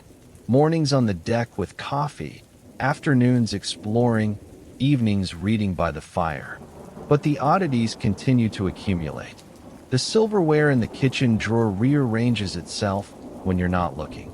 The shower runs rust-colored for several seconds before clearing every time you turn it on. You find small, intricate drawings in the condensation on the bathroom mirror that disappear when you wipe them away. At night, the sounds grow more distinct. Not just breathing or footsteps now, but whispering too. Words just below the threshold of comprehension. You tell yourself it's the wind, the water lapping at the shore, the natural sounds of an old cabin in the woods. But you've started sleeping with the bedside lamp on. On the fifth night, you wake again at exactly 3:17 a.m. This time, you're certain someone is standing at the foot of your bed. You can feel their presence, hear their breathing. Your body is paralyzed with fear as you force your eyes open. The figure is tall, inhumanly so, its head almost brushing the ceiling. Its proportions are wrong, limbs too long, torso too narrow. And its face, you can't quite see its face, as if your eyes refuse to focus on it. It doesn't move, doesn't speak, just watches you with that non-face. You squeeze your eyes shut, heart hammering against your ribs, certain that death has come for you. When you finally gather the courage to look again, the figure is gone. But on the wooden floor, wet footprints lead from the foot of your bed to the wall and stop. You consider leaving the next morning. Pack up, forfeit the rental payment, and drive back to civilization. But something stops you. Pride, perhaps. Or maybe something else. A growing sense that whatever is happening here involves you specifically. That you were drawn here for a reason. Instead of fleeing, you decide to investigate. The cabin must have a history. People don't just build shrines in the woods for no reason. The nearest town is a 40-minute drive away, a small community called Millhaven that survives on tourism and logging. The local library is housed in a Victorian building that seems too grand for such a small town. The elderly librarian eyes you curiously as you ask about Lake Serenity and the cabin. Not many folks rent that old place anymore, she says, voice lowered as if sharing a secret. Not since the Caldwell incident. Your mouth goes dry. The Caldwell incident? She studies you for a moment, then sighs. Family of 4, summer of 97. They were found in the lake. All 4 of them, arranged in some kind of pattern. She shakes her head. Official report said drowning, but everyone knows you don't drown in a perfect circle holding hands. And the symbols carved into there. She stops abruptly. I've said too much. You staying out there alone? You nod, unable to speak. Be careful, she says, eyes intense. The lake has a way of calling to certain people. People who've experienced loss. Grief opens doors best left closed. You drive back to the cabin with the librarian's warning echoing in your head. As you approach, the sun is setting, casting long shadows across the property. For a moment, you swear the cabin itself has shifted, its angles subtly wrong, its windows watching you arrive. Inside, the sweet metallic smell has intensified. You search for its source, finally tracing it to a small door under the stairs you hadn't noticed before. It's locked, but the key is on a hook beside it, as if waiting for you. Your hand trembles as you fit the key into the lock. Every instinct screams at you to stop, to run, to drive away and never look back. But you need to know. The door swings open to reveal a narrow staircase leading down into darkness. The basement isn't on the rental listing or floor plan. Your phone flashlight reveals a space carved directly into the bedrock beneath the cabin. The walls glisten with moisture, and the floor is dirt, not concrete. At the center of the room stands a rough stone altar, its surface stained dark. The walls around it are covered in symbols, the same symbols you glimpsed in the condensation on your bathroom mirror. In the beam of your flashlight, something gleams beside the altar. A small, ancient-looking book bound in what appears to be leather, but feels wrong against your fingertips. The pages are brittle, covered in handwritten text in a language you don't recognize, interspersed with more symbols and disturbing illustrations. One drawing catches your eye, a tall, elongated figure standing over a sleeping form. The exact scene from your bedroom. You slam the book shut, gasping for breath in the stale air. As you turn to flee, your light catches something else, scratch marks on the stairs, as if made by fingernails digging into the wood. Leading up, back in the main cabin, you lock the basement door, pocket the key, and pour yourself a large whiskey with shaking hands. Night has fallen completely now, and rain has begun to tap against the windows. You need to leave immediately. You'll pack only essentials and drive through the night if necessary. As you rush upstairs to grab your bag, you freeze in the doorway of the bedroom. The bed is covered in lake weeds, dripping water onto the floor. Arranged in the center is another pattern of stones, with a photograph placed in the middle that wasn't there before. You approach cautiously and pick it up. It's you, but not recent. It's from 7 years ago, your wedding day. You and your ex-spouse, smiling, surrounded by family. The photo had been packed away in storage after the divorce. It shouldn't be here. More disturbing, the faces of everyone in the photo have been scratched out. Everyone except yours. The lights go out. All at once, the cabin is plunged into darkness broken only by occasional flashes of lightning. In those electric bursts, you see them, figures standing in every corner of the room. Their proportions wrong, their faces blurred. And they're moving toward you, inch by inch, only visible in the lightning flashes. You run, stumbling down the stairs in darkness, slamming into walls as you fight your way to the front door. Outside, rain lashes your face as you sprint to your car. The key fumbles in your trembling hands as you try to unlock the door. A flash of lightning illuminates the lake, and what you see stops your heart. Figures are emerging from the water, dozens of them, their waterlogged bodies moving with unnatural grace as they climb the bank toward the cabin. Toward you.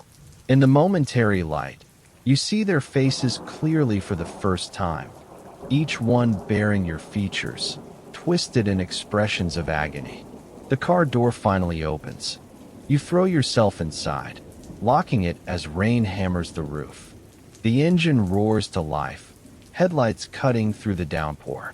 As you throw the car into reverse, a hand slaps against your window, pale, bloated, with a familiar wedding ring still clinging to one finger.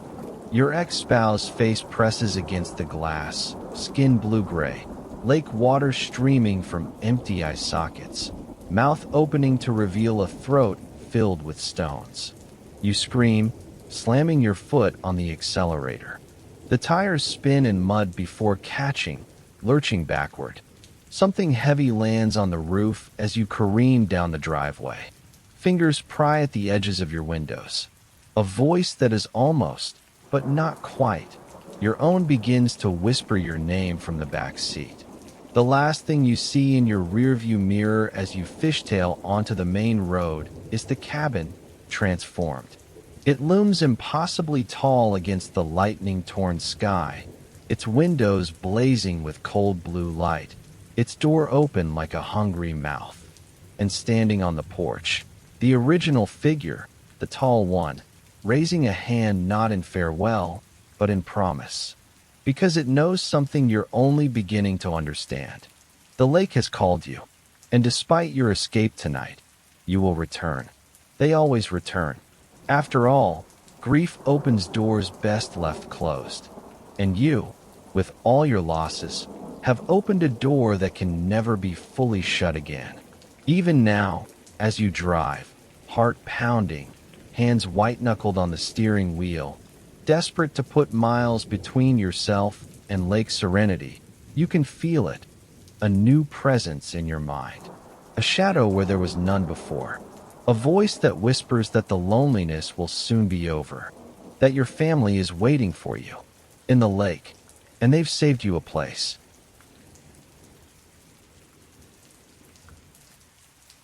Invitation home. You know that moment when you're driving and suddenly can't remember the last 5 minutes of road? That's how it begins for you. A gap in time as you navigate the long, winding road toward your grandmother's house in Maple Grove.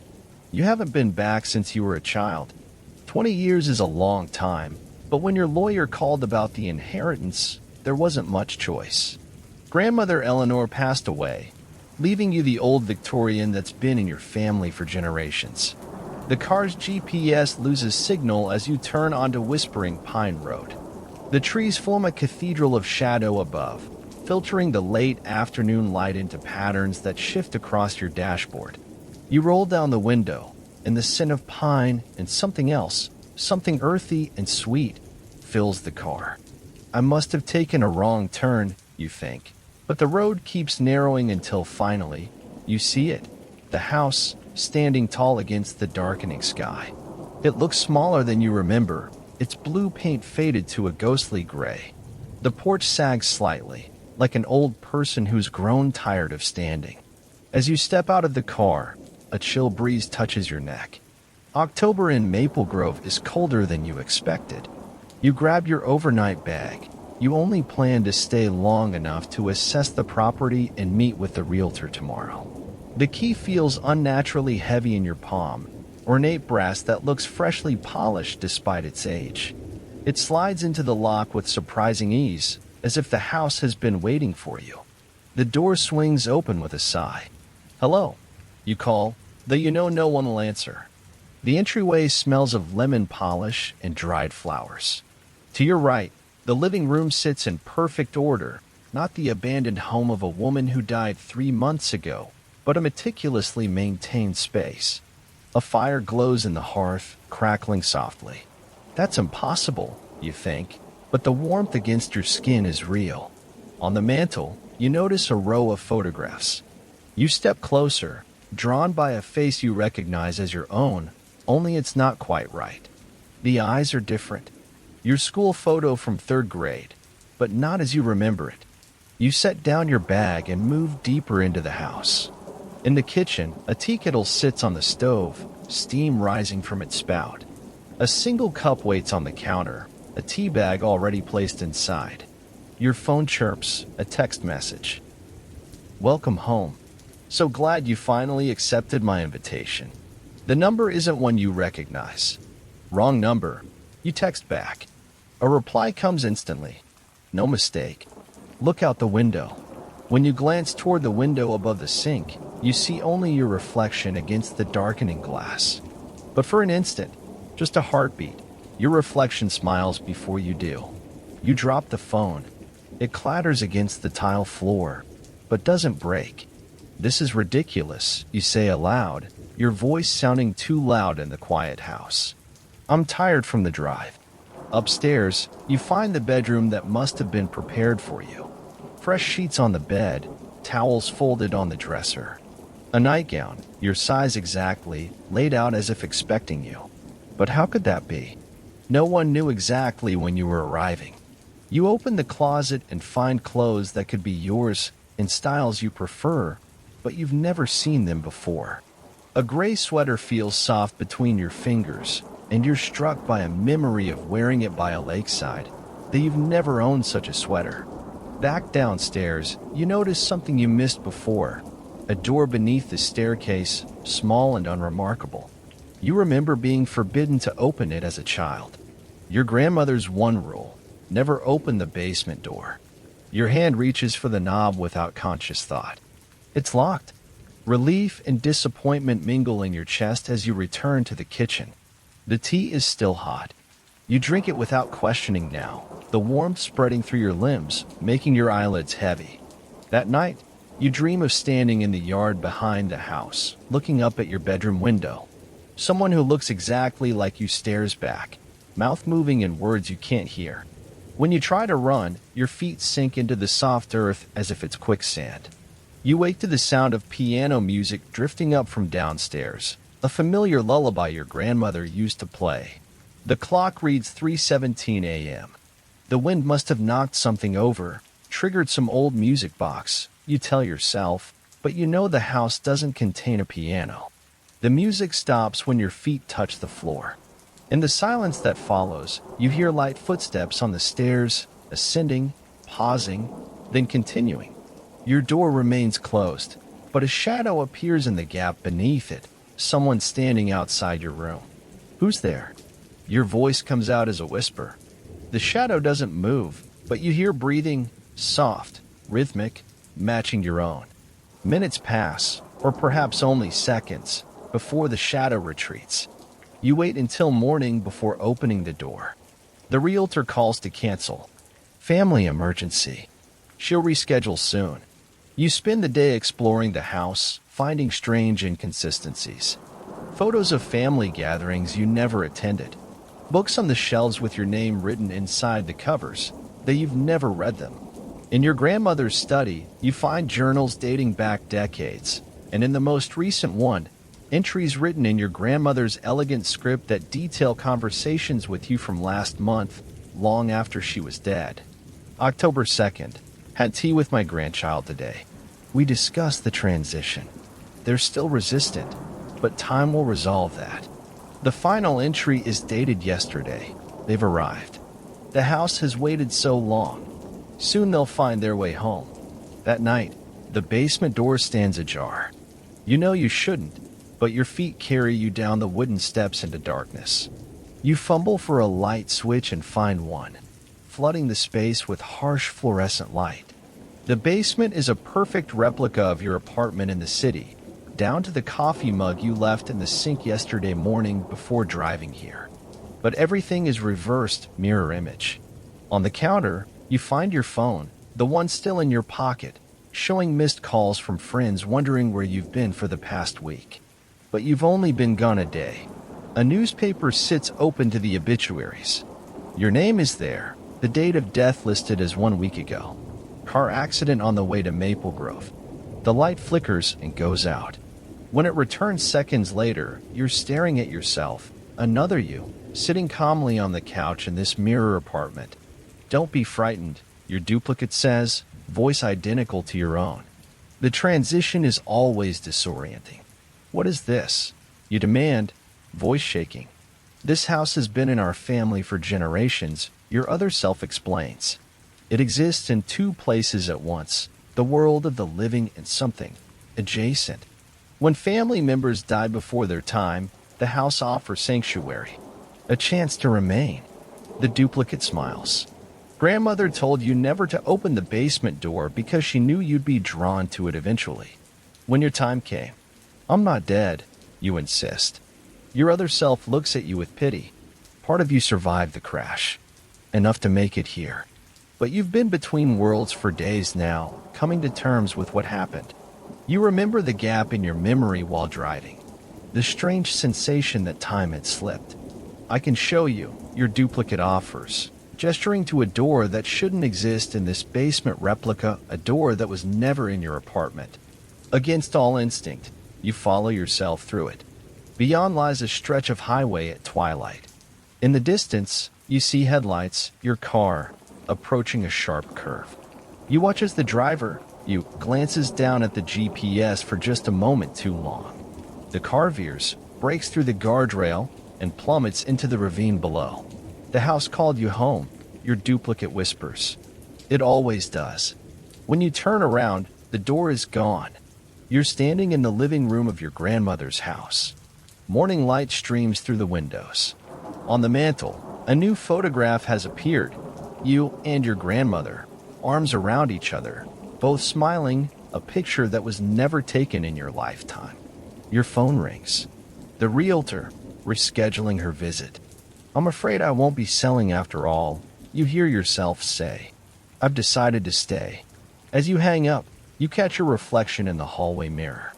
For a moment, just a heartbeat, you see someone else looking back, the person you were before. They seem frightened, trapped, pounding against the glass. You smile and turn away. There's so much to do to make this house your home. And somewhere, miles away, a car is being pulled from a ravine, with no driver inside. The descent. You hate long drives, especially at night, but this was an emergency. Your brother's voicemail had been desperate. Please come. Something's happening in Grey Ridge. I need help. The call cut off there. Now your headlights pierce the darkness as you navigate the winding mountain road. The GPS lost signal 20 minutes ago, leaving you with nothing but your brother's hastily texted directions. 3 hours of driving, and the last town you passed through was nearly an hour behind you.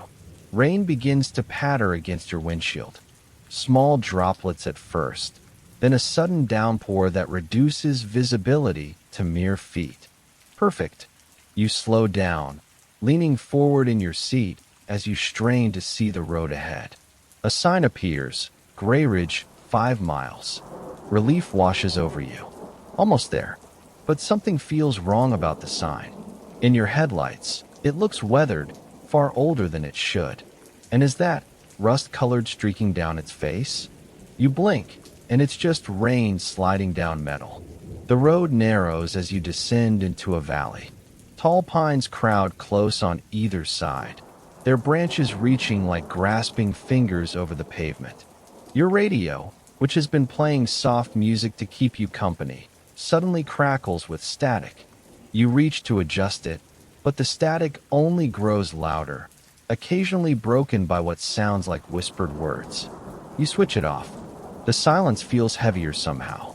The rain eases as you round a bend, and there it is, Grey Ridge. From this elevation, you can see the entire town nestled in the valley. It's smaller than you expected. A cluster of buildings with a single main street, surrounded by scattered houses and what looks like an industrial complex on the far edge. Few lights are visible despite the hour.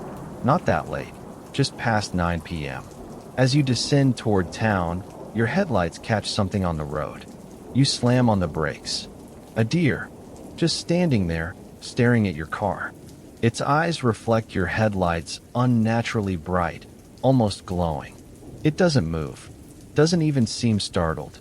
You tap your horn lightly. The deer continues staring. You notice something odd about its posture, the way its head tilts slightly to one side at an unnatural angle.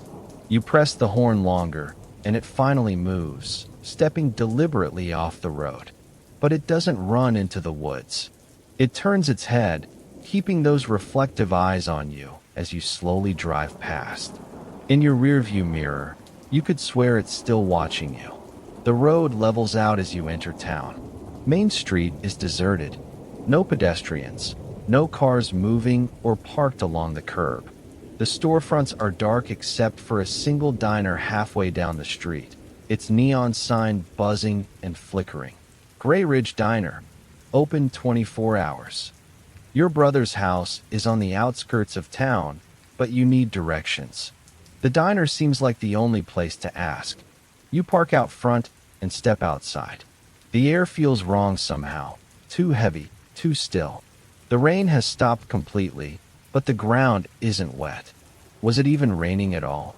A bell chimes cheerily as you push open the diner door, the sound jarringly out of place in the quiet town.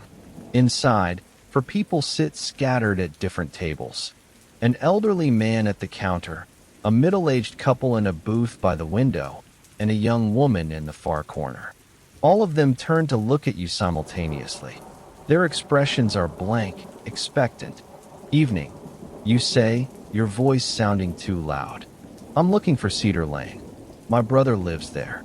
The silence stretches uncomfortably before the waitress emerges from the back. She's a thin woman with prematurely gray hair pulled back in a severe bun. Cedar Lane, she repeats. Her voice is flat. Who's your brother? Mark Taylor, you say? He moved here about 6 months ago. The 4 customers exchange glances. The waitress's smile doesn't reach her eyes. Taylor, yes. The house at the end of Cedar Lane backs up to the ravine. She points out the window. Take Main Street all the way down, turn right at the old church, then left after the playground. Cedar Lane is the last street before the woods. Thanks, you say, turning to leave. You shouldn't be out after dark, the elderly man at the counter says suddenly. Not safe these days. You pause. What do you mean? He opens his mouth to speak, but the waitress cuts him off. He means the roads. Dangerous in the dark, especially for outsiders not familiar with them. The man stares into his coffee cup. Right, you say slowly. I'll be careful. As you push open the door, the young woman in the corner speaks, her voice barely audible. He shouldn't have called you here. You freeze, turning back. What did you say? She doesn't look up, and no one acknowledges that she spoke. The waitress is suddenly busy wiping down the counter. The couple stares fixedly out the window. You step back outside, unnerved. The street looks different somehow. The buildings taller, the shadows deeper. You hurry to your car, the sensation of being watched prickling at your neck. Following the waitress's directions, you drive down Main Street. The buildings give way to houses, spaced farther and farther apart. You pass the church, an old stone building with a crooked steeple, and turn right. The playground comes into view, illuminated by a single flickering streetlight. You slow down, unable to help yourself. The swings move slightly in the windless night. The merry-go-round turns, just a quarter rotation, then stops. No children in sight.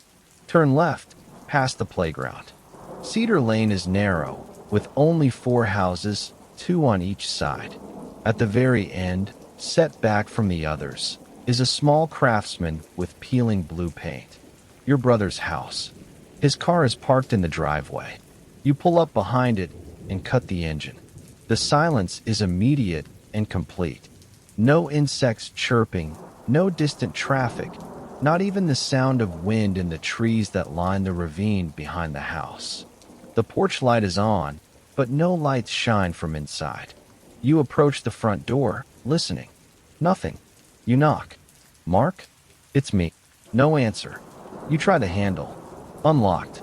The door swings open with a long creak. The hallway beyond is dark. Mark? You call again, stepping inside. You fumble for a light switch, find one, flip it. Nothing happens. The power must be out. You pull out your phone, switch on its flashlight. The beam seems weaker than it should be, barely illuminating a few feet ahead of you. The living room is to your right, kitchen straight ahead. Both empty. Everything looks normal, if a bit messy. Half-empty coffee mug on the counter, dishes in the sink, mail scattered on the table. You move toward the back of the house, where the bedrooms should be. Mark, if this is some kind of joke, it isn't funny. A floorboard creaks behind you. You whirl around, heart pounding. Nothing there, just shadows. Your flashlight beam trembles. The hallway to the bedrooms seems longer than it should be. 3 doors, all closed. You try the first one, a bathroom, empty. The second, a home office with papers scattered everywhere, as if someone left in a hurry. Finally, the bedroom. You hesitate before turning the handle. Something feels wrong. Very wrong. The door swings open to reveal a perfectly made bed. Empty. Untouched. Relief washes over you, followed immediately by renewed concern. Where is he? A sound catches your attention, a soft thud from somewhere below. The basement? You didn't notice a basement door. Back in the hallway, you spot it. A door under the staircase that you somehow missed before. It's slightly ajar, darkness spilling out from the crack. Mark? You call, approaching cautiously. Are you down there? No answer, but you hear something. A faint scratching sound. You pull the door open wider. Wooden stairs descend into blackness. Your phone's flashlight barely penetrates the gloom. The smart thing would be to leave, call the police. But what if Mark is hurt down there? What if he needs help? You take a deep breath and start down the stairs, one hand on the wall for support. The scratching sound grows louder with each step. The air becomes cooler, damper. At the bottom, your flashlight reveals a typical unfinished basement. Concrete floor, exposed beams, boxes stacked against walls. But there's something off about the dimensions. The basement seems to extend far beyond the footprint of the house above. The scratching sound is coming from the far corner, where the darkness is deepest. Mark, your voice sounds small, swallowed by the darkness. Your flashlight beam falls on something on the floor, a phone. Mark's phone, screen cracked, but still displaying a draft message. Don't come down, H. The scratching stops. Silence. Then, a voice. Not Mark's, not anyone's you recognize. It comes from everywhere and nowhere, inside your head and all around you. You came. Ice slides down your spine. You back toward the stairs, flashlight beam darting frantically around the basement. We've been waiting for you.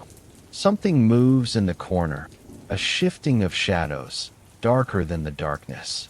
Not a person, not anything with a recognizable shape. You turn to run, but the stairs are gone. Where they stood is now just wall, solid concrete. No way out. Your flashlight flickers, dims. In its fading light, you see marks on the walls, hundreds of tally marks scratched into the concrete. And beneath them, words repeated over and over. IT isn't Mark. The light dies completely. In the perfect darkness, something touches your shoulder. A hand, cold and damp. Your brother's been gone for months. The voice whispers, now right beside your ear. But he was so useful. His voice, his memories, his face. A pause. I've been wearing it well, don't you think? You feel movement in the darkness, things shifting, surrounding you. We needed you to come willingly. That's the rule. They have to come willingly.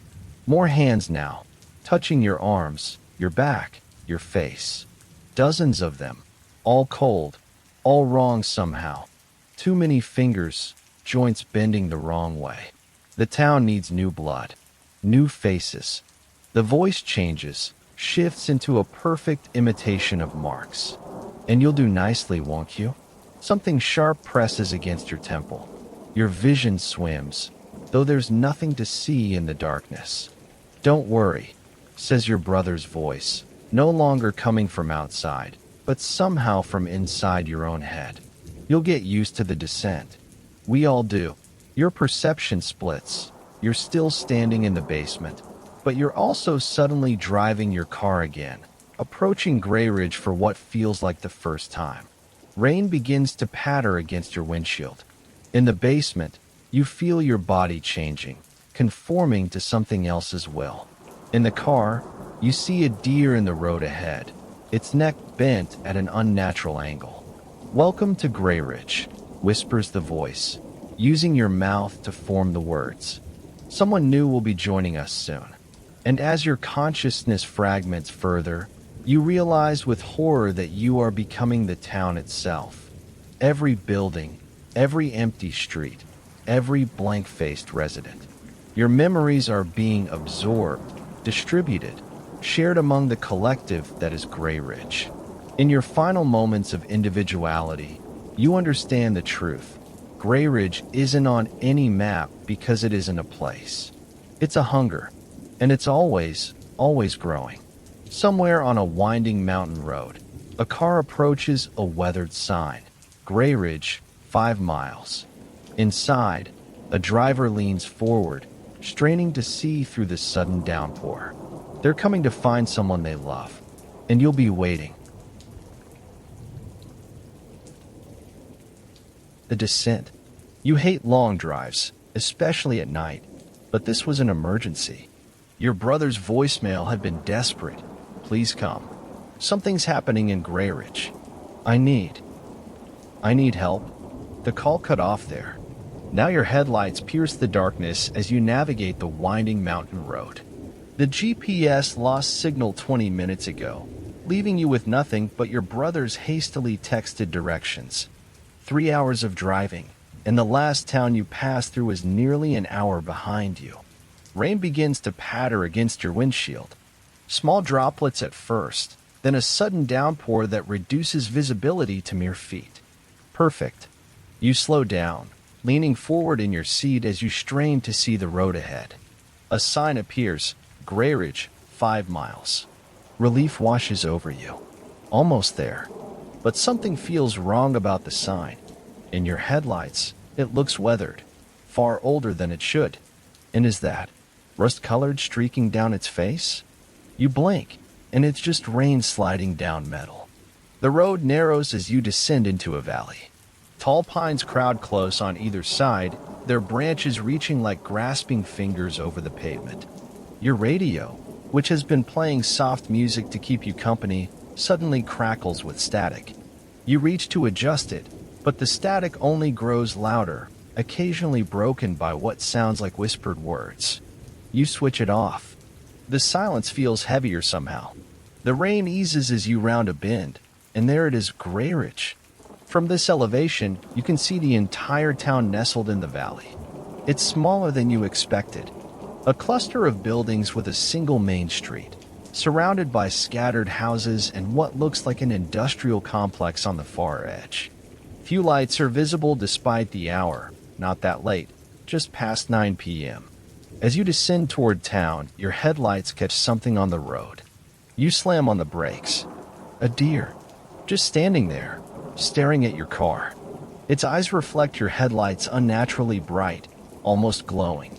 It doesn't move, doesn't even seem startled. You tap your horn lightly. The deer continues staring. You notice something odd about its posture, the way its head tilts slightly to one side at an unnatural angle. You press the horn longer, and it finally moves, stepping deliberately off the road. But it doesn't run into the woods. It turns its head, keeping those reflective eyes on you as you slowly drive past. In your rearview mirror, you could swear it's still watching you. The road levels out as you enter town. Main Street is deserted. No pedestrians, no cars moving or parked along the curb. The storefronts are dark except for a single diner halfway down the street, its neon sign buzzing and flickering. Grayridge Diner, open 24 hours. Your brother's house is on the outskirts of town, but you need directions. The diner seems like the only place to ask. You park out front and step outside. The air feels wrong somehow, too heavy, too still. The rain has stopped completely, but the ground isn't wet. Was it even raining at all? A bell chimes cheerily as you push open the diner door, the sound jarringly out of place in the quiet town. Inside, people sit scattered at different tables.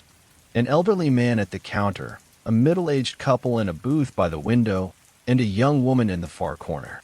All of them turn to look at you simultaneously. Their expressions are blank, expectant. Evening, you say, your voice sounding too loud. I'm looking for Cedar Lane. My brother lives there. The silence stretches uncomfortably before the waitress emerges from the back. She's a thin woman with prematurely gray hair pulled back in a severe bun.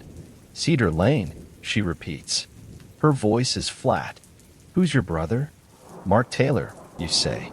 He moved here about 6 months ago. The 4 customers exchange glances.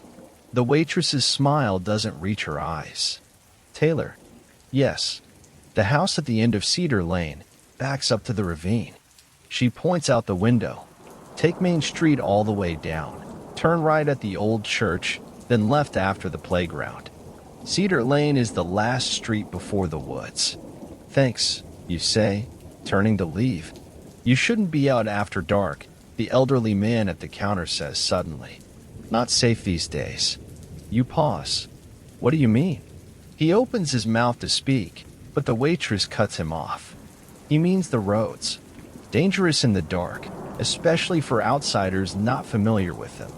The man stares into his coffee cup. Right, you say slowly. I'll be careful. As you push open the door, the young woman in the corner speaks, her voice barely audible. You shouldn't have called you here. You freeze, turning back. What did you say? She doesn't look up, and no one acknowledges that she spoke. The waitress is suddenly busy wiping down the counter. The couple stares fixedly out the window. You step back outside, unnerved. The street looks different somehow, the buildings taller, the shadows deeper. You hurry to your car, the sensation of being watched prickling at your neck. Following the waitress's directions, you drive down Main Street. The buildings give way to houses, spaced farther and farther apart. You pass the church, an old stone building with a crooked steeple, and turn right. The playground comes into view, illuminated by a single flickering streetlight. You slow down, unable to help yourself.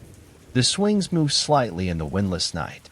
The merry-go-round turns, just a quarter rotation, then stops. No children in sight. Turn left, past the playground. Cedar Lane is narrow, with only 4 houses, 2 on each side. At the very end, set back from the others, is a small craftsman with peeling blue paint. Your brother's house. His car is parked in the driveway. You pull up behind it and cut the engine. The silence is immediate and complete. No insects chirping, no distant traffic, not even the sound of wind in the trees that line the ravine behind the house. The porch light is on, but no lights shine from inside. You approach the front door, listening. Nothing. You knock. Mark? It's me. No answer. You try the handle. Unlocked. The door swings open with a long creak. The hallway beyond is dark. Mark? You call again, stepping inside. You fumble for a light switch, find one, flip it. Nothing happens. The power must be out. You pull out your phone, switch on its flashlight. The beam seems weaker than it should be, barely illuminating a few feet ahead of you. The living room is to your right, kitchen straight ahead. Both empty. Everything looks normal, if a bit messy. Half-empty coffee mug on the counter, dishes in the sink, mail scattered on the table. You move toward the back of the house, where the bedroom should be. Mark, if this is some kind of joke, it isn't funny. A floorboard creaks behind you. You whirl around, heart pounding. Nothing there. Just shadows. Your flashlight beam trembles. The hallway to the bedroom seems longer than it should be. 3 doors, all closed. You try the first one, a bathroom, empty. The second, a home office with papers scattered everywhere, as if someone left in a hurry. Finally, the bedroom. You hesitate before turning the handle. Something feels wrong. Very wrong. The door swings open to reveal a perfectly made bed. Empty. Untouched. Relief washes over you, followed immediately by renewed concern. Where is he? A sound catches your attention, a soft thud from somewhere below. The basement? You didn't notice a basement door. Back in the hallway, you spot it. A door under the staircase that you somehow missed before. It's slightly ajar, darkness spilling out from the crack. Mark, you call, approaching cautiously. Are you down there? No answer, but you hear something. A faint scratching sound. You pull the door open wider. Wooden stairs descend into blackness. Your phone's flashlight barely penetrates the glow. The smart thing would be to leave, call the police. But what if Mark is hurt down there? What if he needs help? You take a deep breath and start down the stairs, one hand on the wall for support. The scratching sound grows louder with each step. The air becomes cooler, damper. At the bottom, your flashlight reveals a typical unfinished basement, concrete floor, exposed beams, boxes stacked against walls. But there's something off about the dimensions. The basement seems to extend far beyond the footprint of the house above. The scratching sound is coming from the far corner, where the darkness is deepest. Mark, your voice sounds small, swallowed by the darkness. Your flashlight beam falls on something on the floor, a phone. Mark's phone, screen cracked but still displaying a draft message. Don't come down, H. The scratching stops. Silence. Then, a voice, not Mark's, not anyone's you recognize. It comes from everywhere and nowhere, inside your head and all around you. You came. Ice slides down your spine. You back toward the stairs, flashlight beam darting frantically around the basement. We've been waiting for you. Something moves in the corner, a shifting of shadows, darker than the darkness. Not a person, not anything with a recognizable shape. You turn to run, but the stairs are gone. Where they stood is now just wall, solid concrete. No way out. Your flashlight flickers, dims. In its fading light, you see marks on the walls, hundreds of tally marks scratched into the concrete. And beneath them, words repeated over and over. IT isn't Mark. The light dies completely. In the perfect darkness, something touches your shoulder, a hand, cold and damp. Your brother's been gone for months, the voice whispers, now right beside your ear. But he was so useful. His voice, his memories, his face. A pause. I've been wearing it well, don't you think?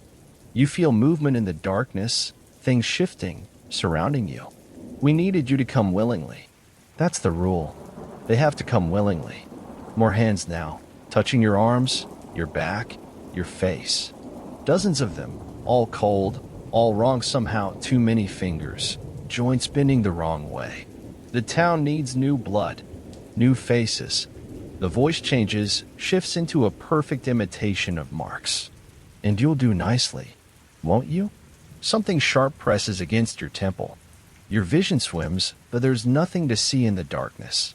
Don't worry, says your brother's voice, no longer coming from outside, but somehow from inside your own head. You'll get used to the descent. We all do. Your perception splits. You're still standing in the basement, but you're also suddenly driving your car again, approaching Grey Ridge for what feels like the first time. Rain begins to patter against your windshield. In the basement, you feel your body changing, conforming to something else's will. In the car, you see a deer in the road ahead, its neck bent at an unnatural angle. Welcome to Grey Ridge, whispers the voice, using your mouth to form the words. Someone new will be joining us soon. And as your consciousness fragments further, you realize with horror that you're becoming the town itself. Every building, every empty street, every blank-faced resident. Your memories are being absorbed, distributed, shared among the collective that is Grey Ridge. In your final moments of individuality, you understand the truth. Grey Ridge isn't on any map because it isn't a place. It's a hunger, and it's always growing. Somewhere on a winding mountain road, a car approaches a weathered sign, Grey Ridge, 5 miles. Inside, a driver leans forward, straining to see through the sudden downpour. They're coming to find someone they love, and you'll be waiting. The hollow faces. You've never liked portraits. There's something unsettling about being watched by painted eyes that don't blink, expressions forever frozen in time. But when your great-aunt Elaine died and left you her Victorian mansion on the outskirts of Millbrook, you weren't prepared for the gallery. The realtor mentioned it only in passing as she handed you the keys. Quite the art collection in the East Wing. Your aunt was quite the collector. Her smile seemed strained, and she left quickly, refusing your offer of tea before the long drive back to the city. Now here you are, standing in the foyer of a house that is technically yours but feels nothing like home. The late afternoon sunlight filters weakly through dusty windows, casting long shadows across the hardwood floors. The house creaks and settles around you, as if acknowledging your presence. Your footsteps echo as you explore the first floor, a formal dining room with a table that could seat 20, a library with ceiling-high bookshelves, a sitting room with furniture draped in white sheets like ghosts in repose. Everything smells of mothballs and furniture polish, and that indefinable scent of emptiness. You don't find the gallery until the second day. It's behind a heavy oak door at the end of the East Wing corridor. The door swings open with surprising ease, as if it had been waiting for you. The gallery is a long, rectangular room with high ceilings and windows shrouded by heavy velvet curtains. A skylight allows a column of natural light to illuminate the center of the room, but the corners remain in shadow. And there they are, dozens of portraits lining the walls in ornate frames. Men and women from different eras, dressed in the fashions of their times. Some formal, some casual, some smiling, some solemn. You walk slowly along the wall, studying each face. They're skilled works, undoubtedly valuable, but something about them makes your skin prickle. It takes you a moment to realize what it is. Despite their different ages, genders, and time periods, all the subjects share a certain quality in their eyes, a knowing look, as if they're privy to a secret you're not. There's no identification on any of the frames.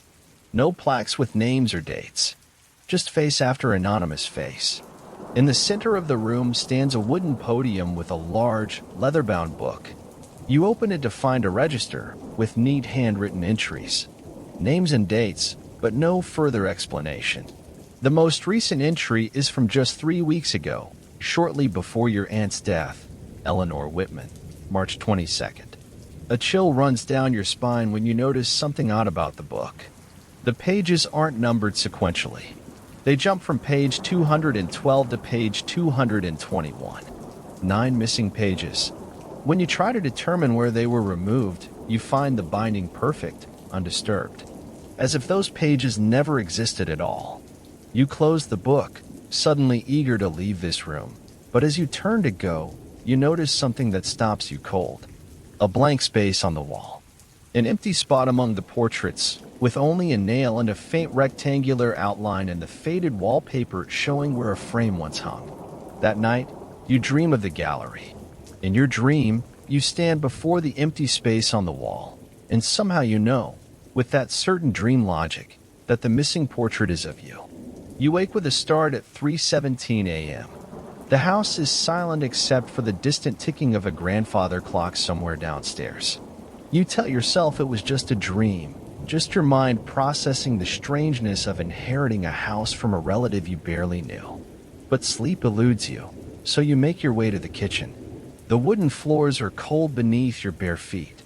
As you pass a mirror in the hallway, you catch a glimpse of your reflection and freeze. For just a moment, just the briefest instant, your face looked wrong. Not quite your face at all. In the harsh light of the kitchen, you laugh at yourself. You're letting the atmosphere of this old house get to you. You make a cup of tea and carry it back to bed, careful not to look in any mirrors along the way.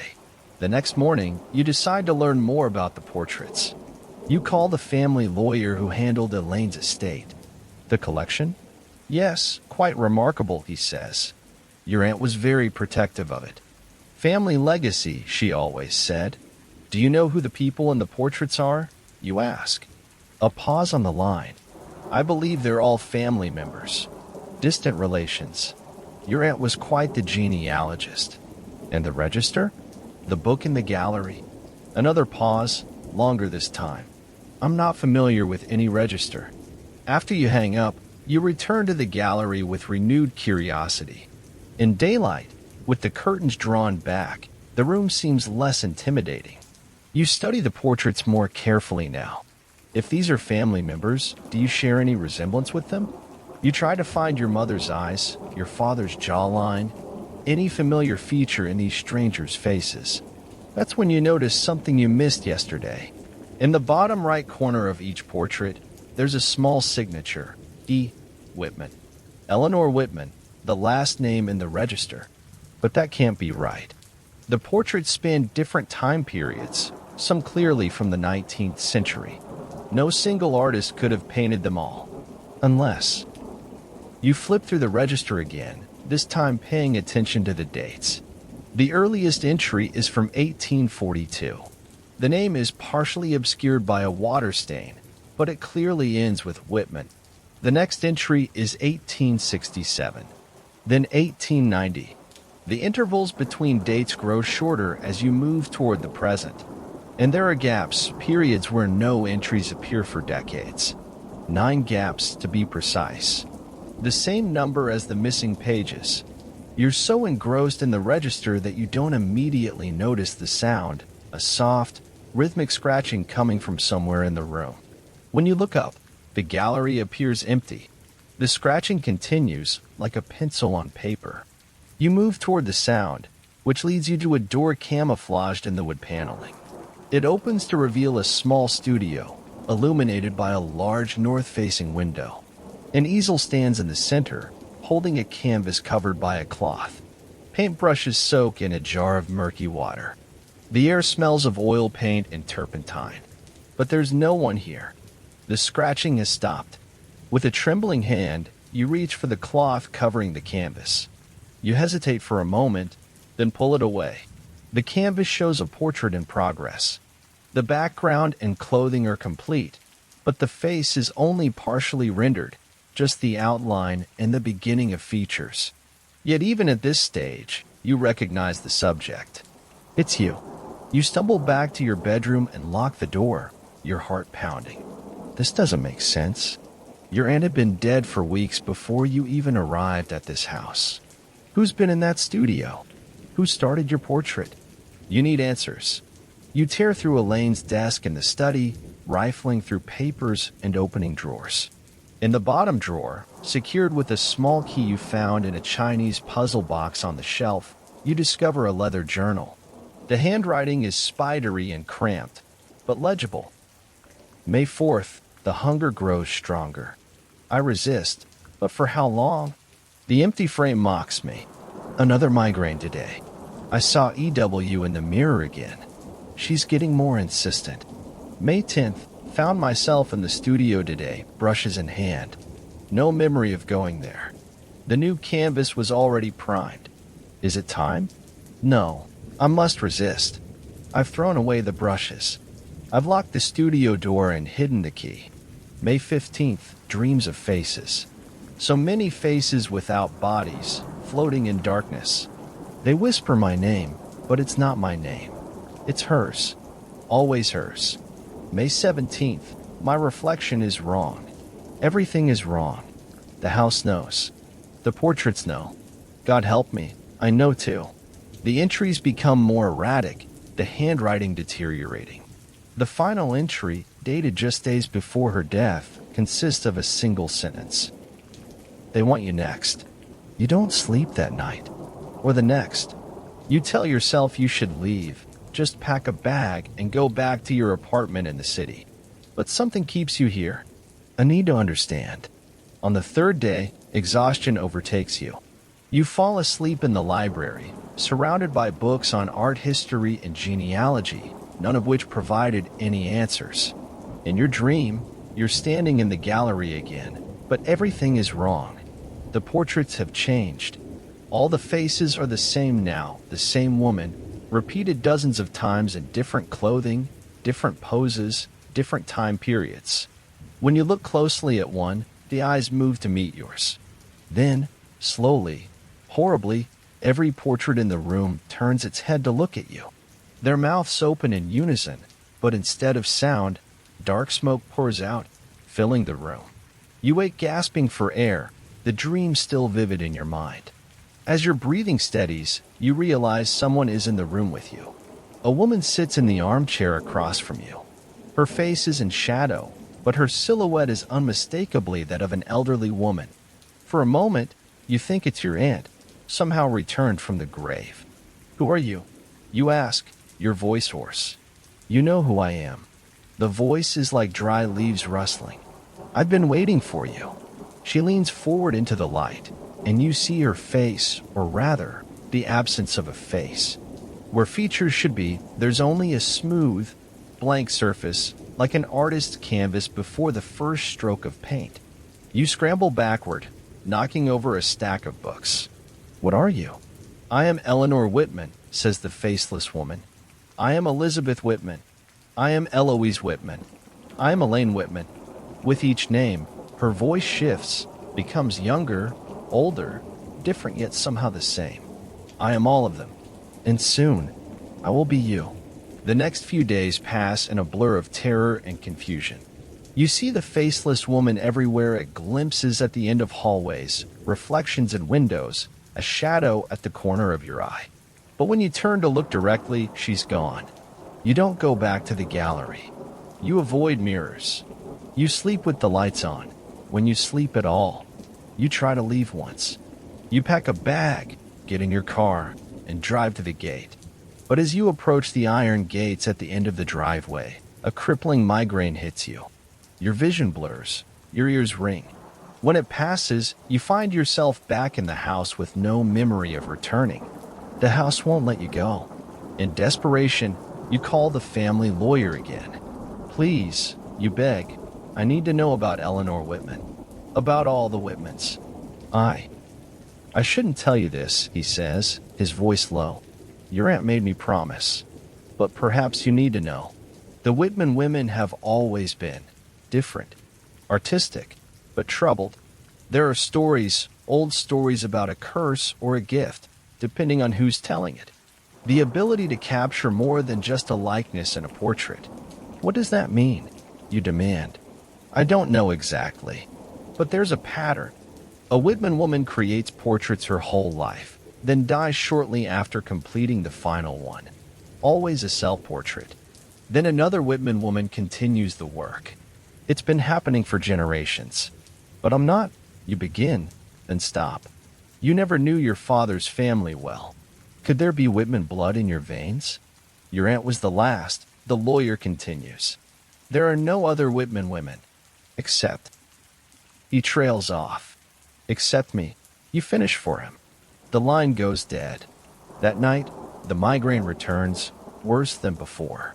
Your vision fractures, the world splitting into kaleidoscopic fragments. You feel yourself moving through the house, but it's as if someone else is controlling your body. You end up in the studio. The portrait of you is still on the easel, still unfinished. A palette of paints sits nearby, the colors fresh and wet.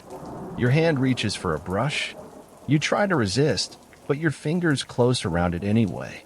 You watch, helpless, as your hand moves to the canvas and begins to paint. Hours pass, or maybe minutes.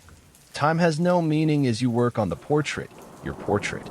With each stroke, you feel something draining from you, something essential being transferred to the canvas. When you finish the face, your face, rendered with perfect detail, the brush falls from your numb fingers. You stagger back, suddenly dizzy and weak. In the window, your reflection shows a face that's losing definition, features blurring like wet clay. You raise your hands to your cheeks and feel nothing but a smooth surface. From the gallery, you hear the sound, a frame being hung on the wall, filling the empty space. And you understand now. You understand everything. The portrait is complete, and so are you. Another face for the gallery. Another entry in the register. Another page in the unending story of the Whitman women. As your consciousness fades, merging with the others who came before, one last thought flickers through your mind. Who will be next? Who will inherit this house, this gallery, this legacy? Who will become the next hollow face? The answer appears in your fading mind like a portrait coming into focus. A name, a face, a future victim. Yours.